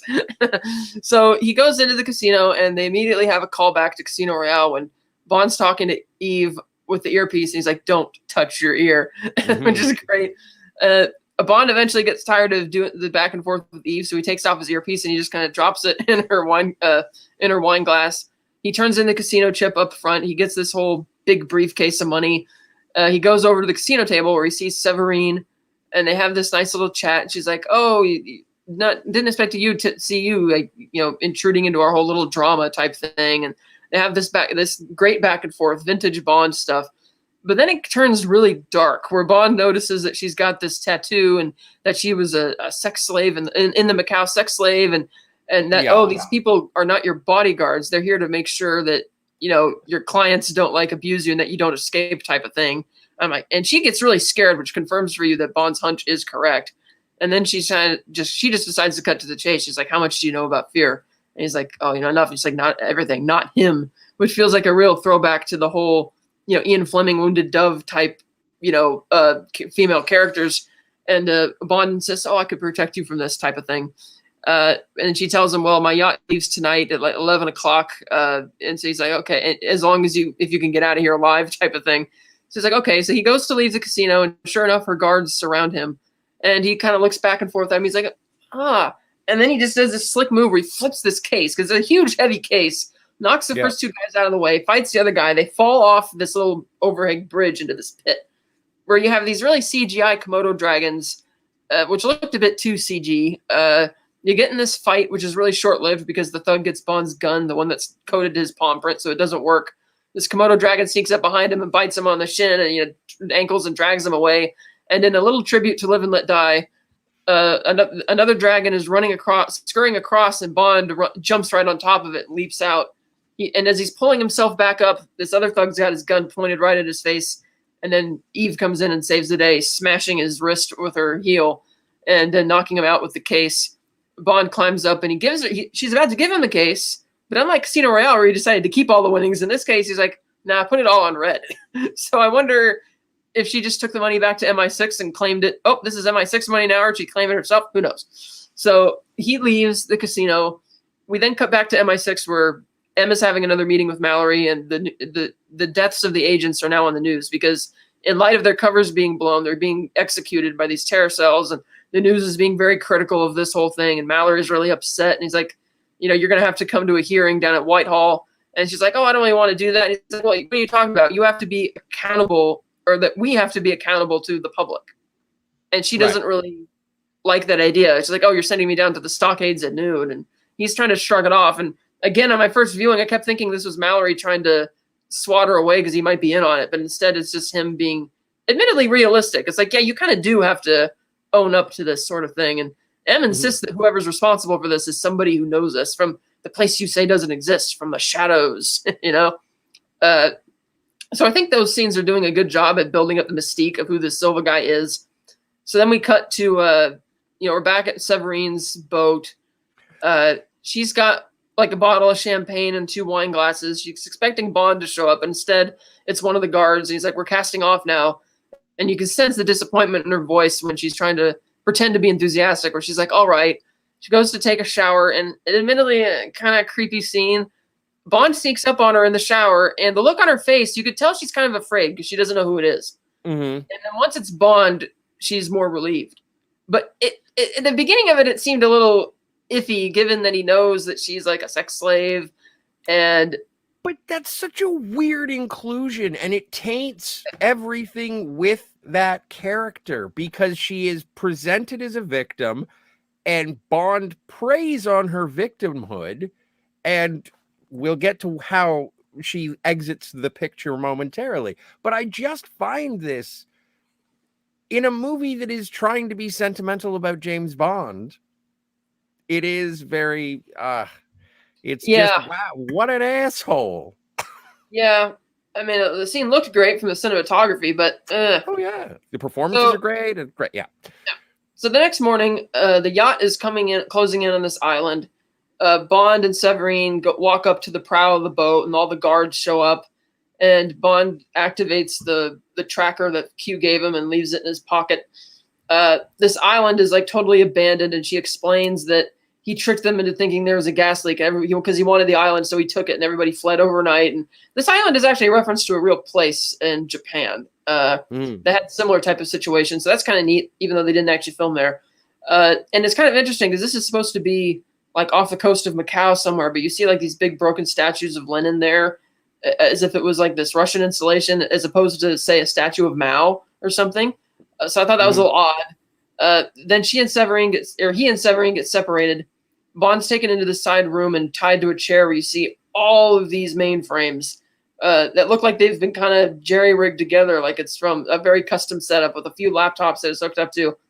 And in one of the best entrances for a villain in a Bond film, Silva comes down the elevator, and he tells this story about, he's like, oh, hello, James. Welcome. Do you like the island? Oh, my grandmother had an island once. Nothing to boast of. It was only about an hour to get to walk around it. And one summer we had a problem with rats. So we decided to set this oil drum. We baited it with coconut, so all the rats would fall in when going after it. But then what do you do when you're finished with it? Do you throw it in the ocean? Do you kill it? No. You just leave them in there, and then they'll start to get hungry. And then they'll start to eat each other.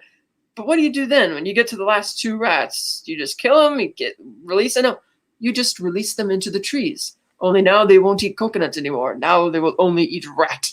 You have changed their nature. And of course, it's a complete analogy for his feelings of being totally shafted by M and tortured by the Chinese. And it's definitely an homage to the scene in The Man with the Golden Gun when Scaramanga is treating Bond to dinner. And he's telling him about how, to us, Mr. Bond, we are the best, and trying to appease to him how we don't need to follow these, these government agencies. It's total appeasement to that. I loved it. So Silva kind of taunts Bond with the fact that he actually failed all of his tests, which he knows because he's got access to the computers. He tells him all this stuff he could do, like, rig elections and short stocks, all this. Basically, it's like, oh, why you use Lashif when you got somebody this is like can get you anything you want at the drop of a button. And then it seeds into this, homoerotic scene where Silva's making the point that, she knew you were injured and likely to die. So he unbuttons Bond's shirt and kind of strokes his fingers over the scar and over Bond's face. And it's almost like he's sizing him up, like he can't fathom what M likes about this guy as opposed to him, because that's just how narcissistic he is. Like he says, oh, I was her favorite back then. And, when we were in Hong Kong. And so he's like stroking Bond's legs, and he's like, oh, first time for everything. And Bond's like, what makes you think this was my first time? Which made me think of the torture scene in Casino Royale. And then feels like, oh, Mr. Bond, oh, so dull. So he decides to untie him, and then he makes fun of the fact that, Britain, MI6, the Empire, you're living in a ruin as well. Tackling the whole relevance issue, which, like I mentioned earlier, is sort of the ongoing theme for these last three Craig films. So he takes Bond outside because Bond is not impressed with Silva's pitch. He shows him Severine, who's tied up.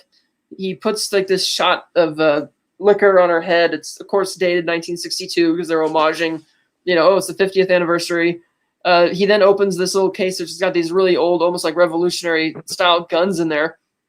He gives one to Bond and tells him to go first. And Bond doesn't really trust himself to hit the target, so he deliberately misses. And Silva is like, oh, come on, what, isn't there any of the old 007 left? And that's when he misses. And so Silva just grabs his gun and shoots her dead. And he's like, there we go, I win. What do you say to that? And Bond, he kind of takes a breath and he's like, it's a waste of good scotch, which I always interpreted that line as Bond is obviously upset that she's been killed, but he doesn't want Silva to know that he's that upset about it. So he's just going to give this flippant line about the scotch. He then does this slick move with the gun, which he should have done 10 seconds ago to save her life. Totally ridiculous that he didn't. So he takes out Silva's guards, and Silva's like, oh, what are you going to do? Take me back to her? And he's like, oh, I'm not really alone. And then all the helicopters show up from probably the MI6 section chiefs in the station in Hong Kong.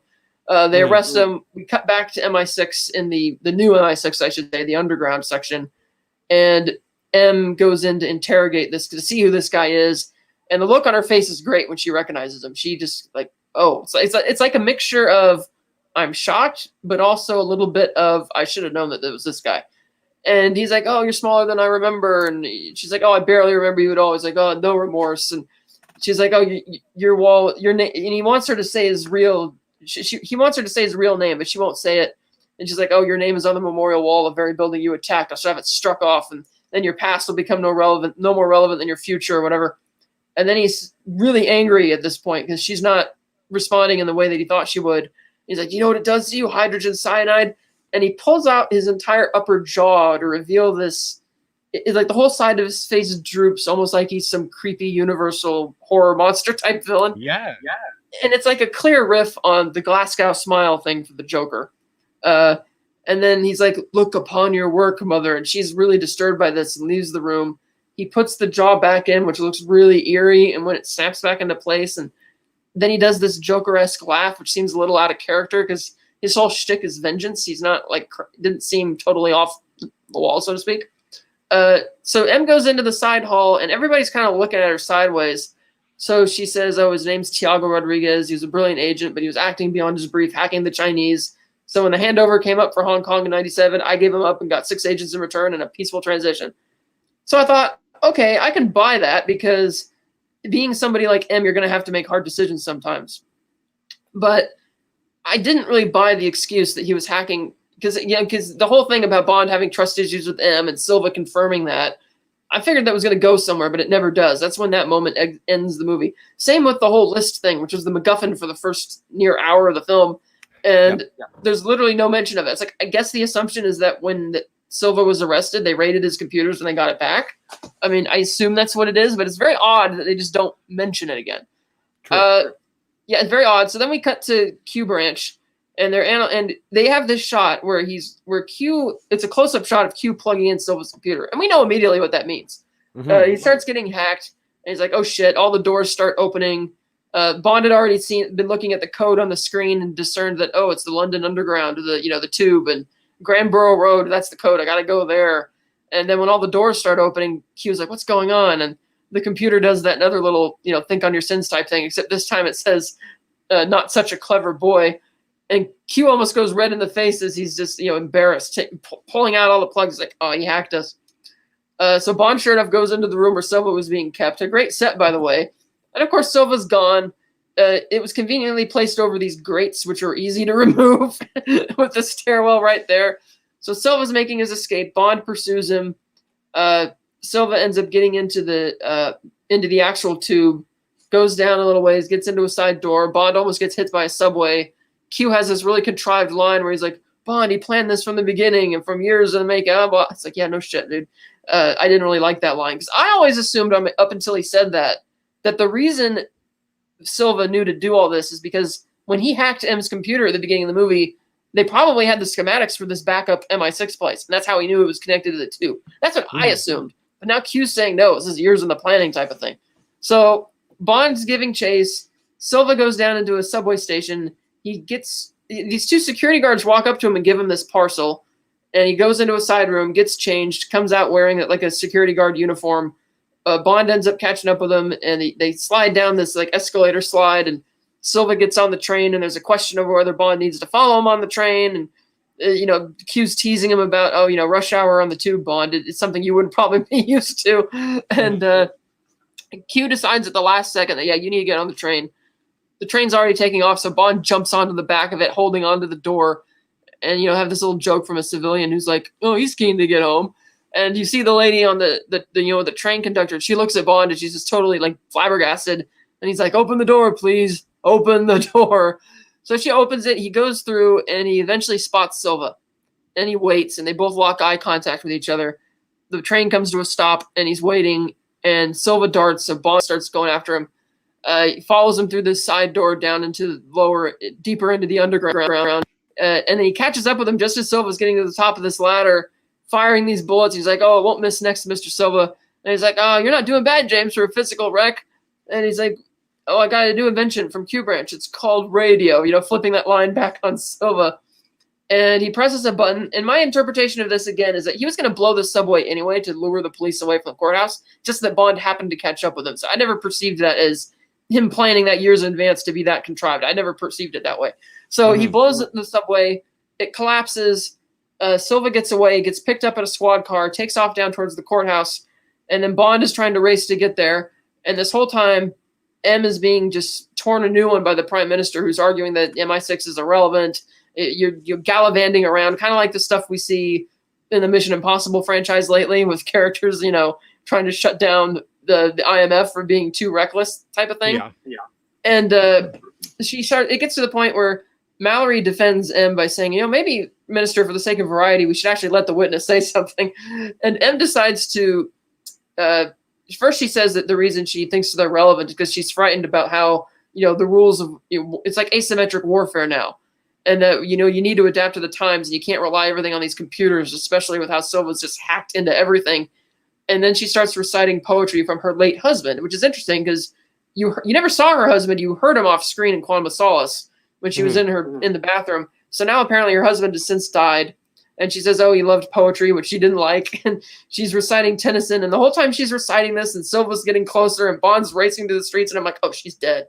Like, I didn't think. It's like she's totally dead. But then Silva breaks in the door, and there's a massive gunfight. Bond shows up, kicks a gun to Moneypenny, showing that he trusts her, shoots the fire extinguishers to provide cover. Mallory even took a bullet for M at one point, and he and Bond kind of have a little bit more of an understanding now. Silva, very frustratingly, flees out the back into a squad car, while Bond kidnaps M, so to speak. And he's like, that's it. Silva's been ahead of us one step of the way. We need to do something different. So then he calls Q, and he's like, I need you to lay a breadcrumb trail only Silva can follow, because we need to get the hell out of here. And he was like, this doesn't sound very standard or like a very sanctioned procedure. And Bond's like, not in the slightest. He's like, okay. So Bond ends up going to this shed. And it's like, oh, what's in the shed? And M's like, oh, I'm not hiding in there if that's your plan. So they open the shed, and you have the DB5. Yeah. And it's a great moment. But it's interestingly not the DB5 from Casino Royale, which was left driving car. This is right driving. So it's like the Goldfinger DB5, even though in this timeline, Bond didn't go on the Goldfinger adventure, but so it's kind of like a meta fourth wall breaking thing that this is the car that's there. And even M has kind of a reaction to it. He's like, oh, I'm sure that's so. So they get in the car, they start taking off, and she's arguing about how it's not very comfortable and it's compact. He's like, and he pops the thing like he's going to hit the ejector seat. He's like, you going to complain the whole way? And she's like, oh, go on, check to me. I don't see if I care. She's like, where are we going anyway? He's like, back in time. Somewhere we'll have the advantage. Then we cut to that scene I mentioned earlier that made no sense, where Mallory sees Q and Tanner laying the breadcrumb trail. And it's like, oh, we can't let the prime minister know. We're all fucked. And it's like, again, why? It's like, why would the prime? It's like she would probably, not only would she think the idea is relatively good, she would send SAS to help them, and she would then probably try and take credit for the plan to score political points. It's like that did not make a lick of sense to me. But okay, again, I think it's more of solidifying, getting the band together. Yeah, and Mallory finally having faith in Bond, saying that okay, we'll do this. So. We then got to that horror montage, what I felt was kind of like a horror montage with the DB5 driving up to Skyfall and how he's got to pull over on the side of the road just to work up the courage to go there, and his voice is breaking. And M's like, orphans always make the best recruits. And as a Bond fan, I already knew, that his parents died in the climbing accident. But I assumed, because of how dark this thing is that they must be adding some dark twist to this or something. Because it is a new continuity after all. Because like when the way he was flippant with the psychiatrist and then totally froze on Skyfall, the imagery in the main title sequence of all the blood and the skulls at Skyfall, I'm like, Jesus, what? This is giving me some True Detective vibes here, So they finally show up to Skyfall, beautiful place that they built in Surrey, and they park the car, and M sees this place. She's like, I can see why he never came back. So they go inside, and it's not like everything's covered up in like tarps and stuff. And you see this guy step out of the shadows with a shotgun aimed, and M's kind of afraid. But then Bond sees that it's Kincaid, the gamekeeper there since he was a boy, and he's like, "Oh, James Bond," and he's like, "Oh, you're a little late." Albert Finney, absolutely fantastic. And he's like, "Oh, you're a little late. They sold the place when they thought you were dead." And I'm thinking, if that's the case, shouldn't you be a little bit more surprised to see that he's actually alive and not dead? But okay. He takes him, and then he shows him the gun cabinet is empty, and that's like a real downer for Bond. And then he pulls out, he's like, oh, but except for your father's hunting rifle, and you see the initials AB for Andrew Bond. He's like, but also, there was something there, and I was like, AB, is that, I don't know if that's the literary name of James Bond's father. I don't know what that answer is. I also thought immediately, I was like, Albert Broccoli? That could be another subtle reference as well. But the name is Andrew Bond. I know that. Yes, I saw the gravestone. Yes. Yeah, I knew that from before as well. So he sits the gun down. He's like, well, if that fails, the old ways are the best, just like Moneypenny said earlier. And he pulls down the knife. And of course, that means that's how he's going to kill the villain. So then Bond goes outside with Kincaid, and they're doing like target practice. And he's like, so who is it we're supposed to be fighting again? And he's like, it's not nobody, Kincaid. It's not your fight. And he's like, try and stop me, you jumped up little shit. And so Bond, he says, I go, and he's giving him advice on how to aim. And he's like, I'll do my best. And he just perfectly takes these things out, like the saucers or whatever it was they were shooting at. And Kincaid's like, what is it you say you did for a living? So then we go back inside, and Kincaid shows M this priest hole. And he's like, this leads out to the moors. And when I told him that his parents had died, he climbed in there for a few days. And when he came out, he wasn't a boy anymore. Interesting, this movie doesn't actually tell you how his parents died. They just tell you that they did. Mm-hmm. And so then they go into this whole montage of... Sweet irony that you live in an estate called Skyfall and you died in a climbing accident. Like, that's a little on the nose now that I think of it. Yes, and how they feel the whole sky is falling is everything. Like, she's like even M says, the first time they drop an F-bomb in a Bond movie, she's like, I fucked this one up. And, they've set the whole house up with all these traps that they're going to set for when Silva arrives. And Bond kind of tells her not to really care about the fact that you screwed up. It's just like, we're here, we got to deal with it, whatever. And then you have this other creepy kind of tense moments as you're waiting to see what's going to happen. And a bunch of thugs show up outside the front of Skyfall where you have the big stag statue. They start walking forward. Not thugs, a militia. It's a militia, and I guess Silva must have told them as well not to kill him. So it's like, okay, I guess he figured these people would be useful to get to Bond. But they start going up to the door. They set a bomb. They blow open the front door, and then Bond is revealed to be in the back seat of the DB5, and he activates the guns that come out of the headlights, and not Gatling guns like in the new one, but like the original ones from Goldfinger, like the two tiny machine guns. Takes out all these guys' legs, gets out of the car, and starts shooting at him. One guy goes into the house and he sees a mirror and he shoots it, and it turns out to be a mirror. And then he gets shot by Kincaid. He's like, "Welcome to Scotland." It's a great line. M is kind of hiding out in the corner, and some of her traps that she's made are starting to go off. So this action scene goes on for a while, and M actually gets injured. It happens so quick you're not even sure that it did happen, but it does. And then Bond eventually starts checking all the bodies. He's like, oh, he's not here. He's not here. Where is he? And then the helicopter comes up. And it's like an attack helicopter. It's playing Boom Boom. Boom, boom, boom. Not by the same song by John Lee Hooker, but not the same. It's a cover version. So Bond breaks the kitchen window. He tells M and Kincaid to get behind the arch to protect them. And Bond starts shooting at the helicopter. And the helicopter turns, and they open the door. And there's a massive Gatling, minigun. They start firing, and the chopper eventually lands. M and Kincaid go into the priest hole and start making their way through the tunnel, and we see that M is injured. The chopper lands. Silva and his militia get out of the back, and he starts walking up towards the front door, and he throws in a grenade. Place is burning. Bond is starting to set his own traps with propane tanks and dynamite, and Silva gives the command, whatever, you can kill Bond, but, she's mine. Don't touch her. And he comes up to the window. He's like, aren't you going to come out and say hello? And Bond just says, bam, bam. So then he throws in another grenade. And it's kind of going well until Silva rounds the corner and sees the DB5. And with this big salute, he's like this. And he signals the helicopter, and they blast the DB5 to bits. And I actually liked this because I kind of like the idea of Bond movies moving forward and not always relying on nostalgia. So they blow up the car, which to me was kind of symbolic of, okay, we're done with the nostalgia. We are now moving full force forward into James Bond. The car explodes. You have this excellent music beat. Bond looks really pissed off because they blew up his car. He sneaks out kind of towards the priest hole after lighting the match. And he's like, oh, I always hated this place. The dynamite goes off, blowing the propane tanks. Massive explosion. Blocks from the house hit the helicopter, killing the pilot, causing it to nosedive and crash into Skyfall. Blows the place up. Silva's kind of shocked as to what happened and kind of frazzled, and he's like, I'll just make sure Bond's dead. And you see M and Kincaid have since emerged from the priest hole out on the moors, but they're stupidly using this flashlight to find their way around. So Silva sees that, so he starts giving chase. And Silva isn't running, he's just kind of walking, and he's kind of tripping in the grass, and heading towards him. I thought it would have been great if his upper jaw had fallen out. So he'd be like this creepy, almost like Hammer-esque monster chasing him down, so to speak, because they never did bring that up again. That would have been awesome. Bond makes it out of the priest hole as well. He gets to the ice lake and he figures, well, I'm not going to go around it. It'll take too long. So he runs across the ice. Silva takes a couple pot shots at him. One of the militia guys shows up and corners Bond, and Silva's like, oh, don't you see what all this running around and all this running and fighting gets you, Mr. Bond? It's exhausting. And he's like, relax. You need to relax. And Bond's like, yeah, no. So he snatches the gun from the militia guy. They fire the bullets. They collapse through the ice. Silva misses with his shot, and then Silva's all like, like he just can't believe it. He continues marching up the hill, and you have this extended fight with Bond and this thug under the ice lake, in which he chokes him out, kills him, but he has to get the flare because he can't find his way back up because the flames are now creating such this pall over the lake that he can't see where the hole is.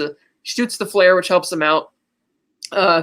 Silva, meanwhile, gets up to the chapel. He sees the cemetery, and he sees the names, Andrew Bond and Monique Delacroix Bond. And he kind of gets it. He's like, oh, okay. And he kind of laughs at it. He then goes into the church. He sees M standing there. And he's like, oh, thank you. And he gives this smile like, oh, thank you. It had to be here. And then Kincaid walks in. He's like, oh, I can't find it. And someone's like, no. And he shoots the wall like, you're ruining our moment type of thing. And he comes forward to M, and he's putting the gun up to her face. He's getting really angry. And he's like, you can do it. Only you can do it. And he puts the gun up to her, and she's really scared, and he wants her to pull the trigger. And I'm like, man, he's done a 180 in a way from being initially he wanted revenge. Then he started getting Joker-esque crazy. Now he's almost like manic depressive, where he actually wants to die at this point. He just doesn't care. And right when you think it's about to happen, he gets knifed in the back by Bond. Of course, the guy who's been betrayed gets backstabbed. Okay, right on the nose there. So he's backstabbed. He's like, oh, dang. He turns around and looks at Bond, kind of stumbles toward him, collapses to his knees, and Bond's like, last rat standing. And Silva, clearly unhappy, falls over dead. So at the very least, Bond deprives Silva of the satisfaction of killing him. I wonder if that's what it says in the script. Quite unhappy. Falls over dead. So Bond walks forward to M, and she's like, oh, 007, what took you so long? He's like, oh, I ran into some deep water. Which, I know they do that in a lot of the Bond movies. For some reason, tonally, it just seemed off here. Especially since she's so injured, she's like about to die, which seemed a bit contrived because she was standing there just fine talking to Bond at this second, and now she's collapsed and he's cradling her, and she's like, oh, at least I got one thing right. And then she dies, and Bond, he cries, he's upset, and Kincaid takes off his hat in respect. We then cut back to MI6. Bond's on the rooftop of like Whitehall or whatever. All the flags are there, like some of them are at half mast, I think, and Moneypenny comes up on the roof, and she's like, her will was read today, and she left you this. And he opens it, and it's that glass bulldog thing with a Union Jack on it. And she's like, maybe it was her way of telling you to get a desk job. And he's like, just the opposite. And he's like, well, what about you? She's like, going back into the field. He's like, no, I declined. You're right. It's not for everyone. So they go back inside, and she hangs up her coat on the office outside M's office, and Bond's like, I know we've ever been formally introduced. And it's just like, oh, I'm Eve Moneypenny. He's like, oh, I look forward to our time together, Miss Moneypenny. And I didn't actually pay attention to the pre-release information. Apparently the fact that she was Moneypenny leaked really early. I didn't know that, but I kind of expected it from the way the movie was going with the whole theme of, oh, you might not want to go back into the field kind of thing. So it's like, okay, so that's Moneypenny. And I liked her a lot in the role. So then Bond goes to the door, the classic door from the old Bond movies, the big, leather pincushion thing. He opens the door, and it's Mallory. He's got his arm in a sling, and Bond's like, oh, how's the arm? And he's like, oh, it's on the mend. And he's like, how, you ready to get back to work? And he's like, yeah. And it's like, lots to be done. And he throws down the whatever the latest mission is. He's like, you ready? And Bond's like, with pleasure, M, with pleasure. And then they do the gun barrel, as if to signify that we're done with the origin story, finally. We're finally here. And after the logo ends, they put a new logo up that says, 50 years, which I thought was pretty cool. Yes. And that is Skyfall. James Bond will return. Yeah. And that's as far. Yeah. Like we talked about with Rob, I didn't like how they dropped the whole theme of Bond having trust issues with them. I didn't like how the whole horror-esque things go nowhere. I didn't like how he kind of buzzed off to the Mediterranean for 3 months. But I actually didn't mind that he was failing, because to me, it's like Bond knows he could do it. It's like he was recovering from an injury, which why he wasn't shooting too well in there, and he's trying to prove to these other people that he still got it. And yeah, he fails to save M in the end, but but it's not for lack of skill. Like, he clearly can still do it. And since Silva being a cyber terrorist sort of proves that people like Bond and MI6 are still relevant, because what good is Q and his cyber genius if Silva can just hack it, like that? It's like you need the agent to pull the trigger.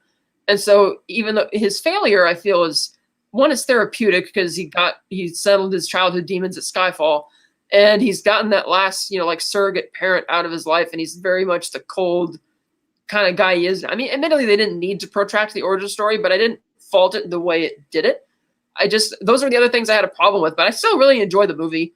I don't like that they were copying the whole thing, the cut and paste thing from The Dark Knight, where, the villain's going to plan to get caught. We're going to do the interrogation. And he's going to escape. And it's like, yeah, you're clearly copying trends.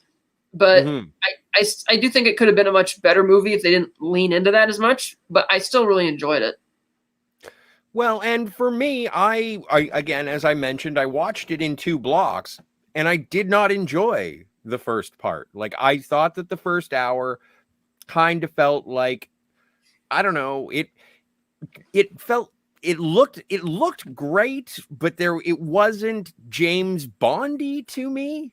I don't know. There was something about the first half of the movie that I was like, this is such a chore. This is such a slog. And also, it doesn't hurt that basically it's the first hour and a half is when you get the Dark Knight stuff and you get the death of Severine. And that's how, like, that is, I think, the hood ornament, or just the blatant elephant in the room of James Bond's failures. And you mentioned it several times in the discussion of that scene. He could have done that super slick move and saved her, but we lose the Bond girl halfway through the movie, and I didn't like it. Now, picking it up at the second half, when Bond jumps on the train and is like, health and safety, open the door. Like, I really, once moving there, and okay, we save M at the place, at the hearing, and we get out of Dodge with the DB5, and yeah, Home Alone, Straw Dogs, great, didn't mind it at all. And I appreciate it.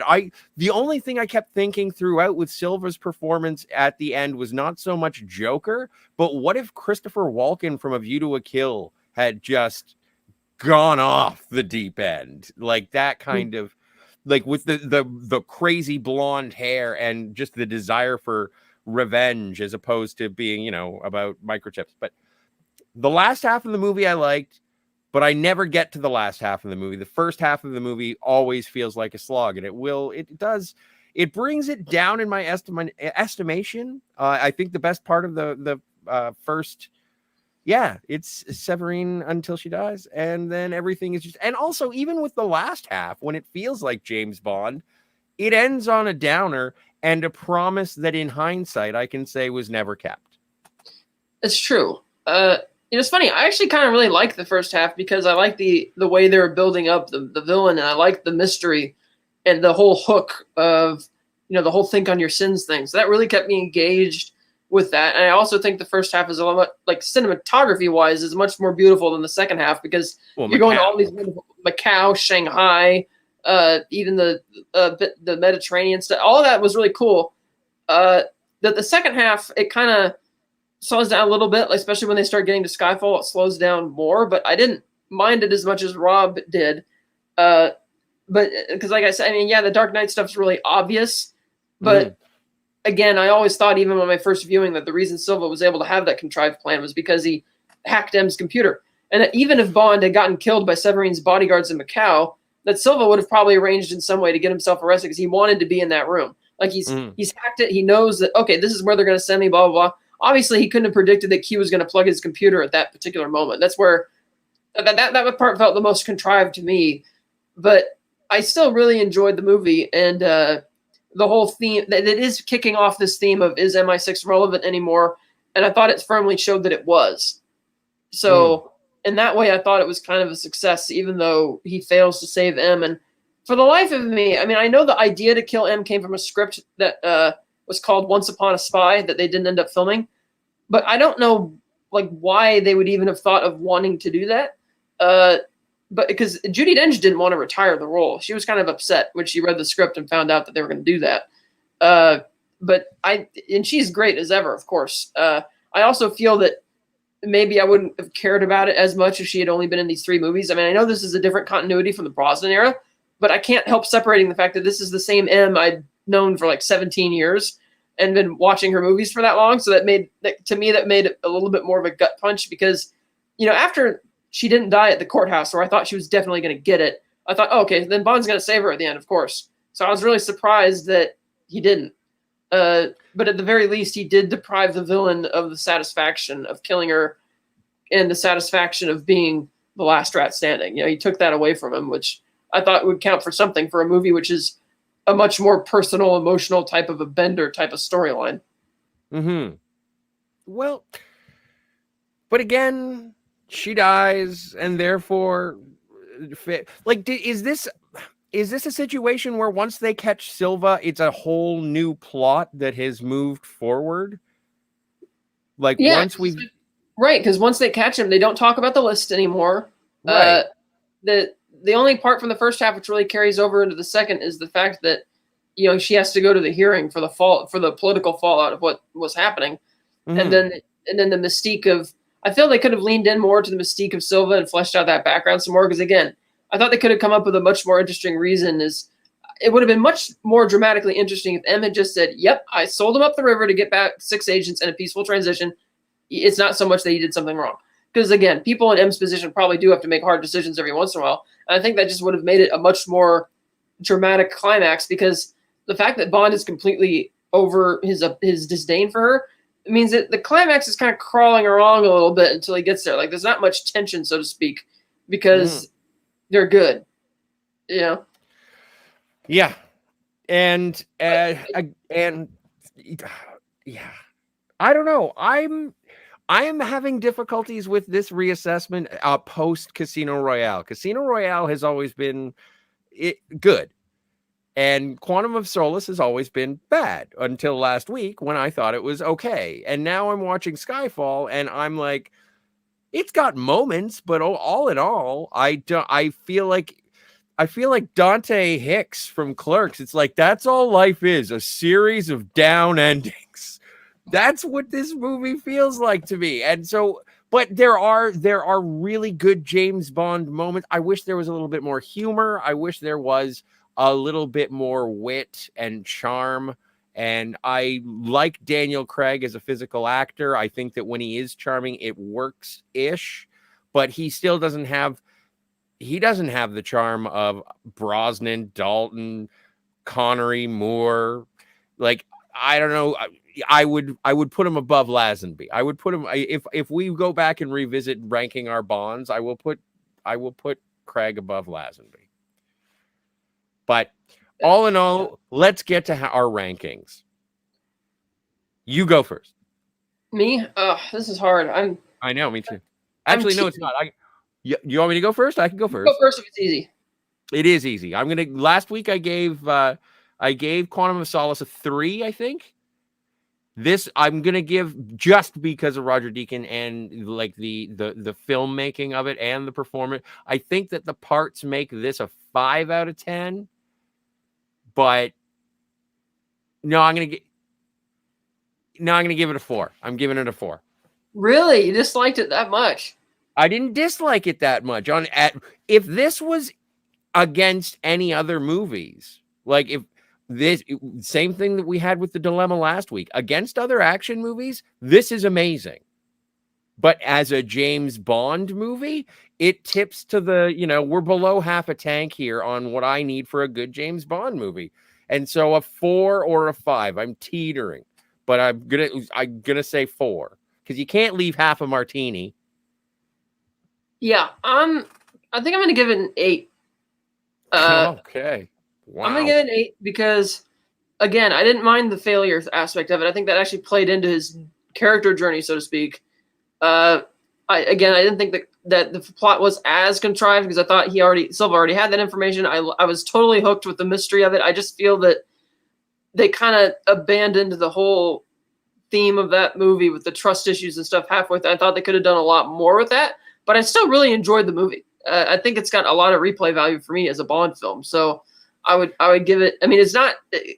Admittedly, the reason I wouldn't rank it as high as like Dr. No or Goldfinger is because like Goldfinger has like I think much more compelling characters, and in Dr. No's case, Bond is a much more proactive character in the story because he gets to be a spy and all that. Whereas this one, I think Rob had a good point where he says he's very much reacting to things as opposed to being proactive.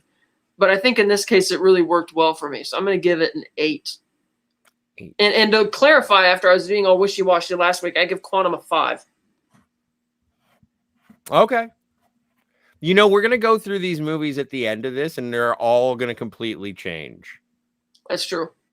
So the assessments are going to be all over the place. We'll have changes. From what I understand, we've just crossed the 2-hour mark. I do want to get to our super chat. Unfortunately, thank you to everyone in the chat who has been here and who has hung out. Moldy Han sent a super sticker, and thank you so much, Moldy Han. Sent a super sticker. Thank you.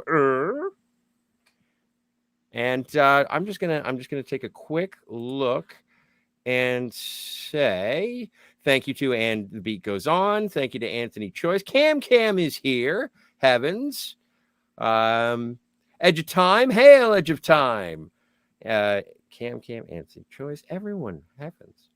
Thank you so much. Tim Possible is here. Really appreciate it, guys. Just because we're going long and we got to talk to Rob today, and we're super appreciative of Mr. Robert Meyer Burnett. Go check out the Burnett work and the plethora of shows that he has going on over there. Kat, how do you feel about today's episode and conversation with the Notorious? It was fantastic. It was a good time. Yeah, Rob was a great guest. You have a lot of great conversations about Bond. It's always a pleasure to be able to jaw with him about stuff that we all have an idea about. I remember this time I talked about Dune. It was awful.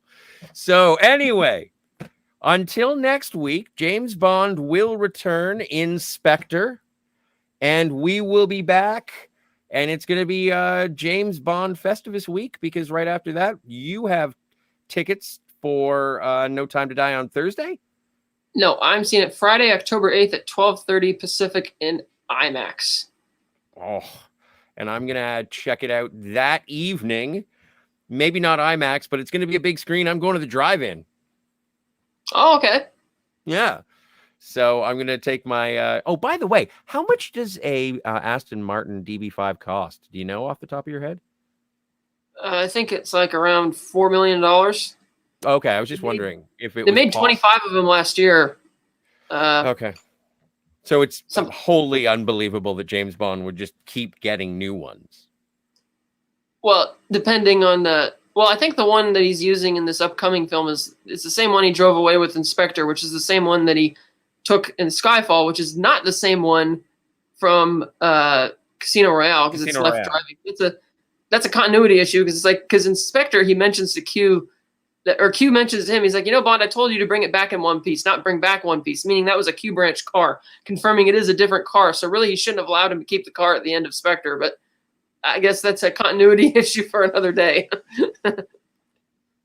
We'll discuss it next week when we see the DB5 show up one more time. Until next week, James Bond will return, as will we. Thank you, Kat. I am Scotty R37, and we will see you next time. See you guys.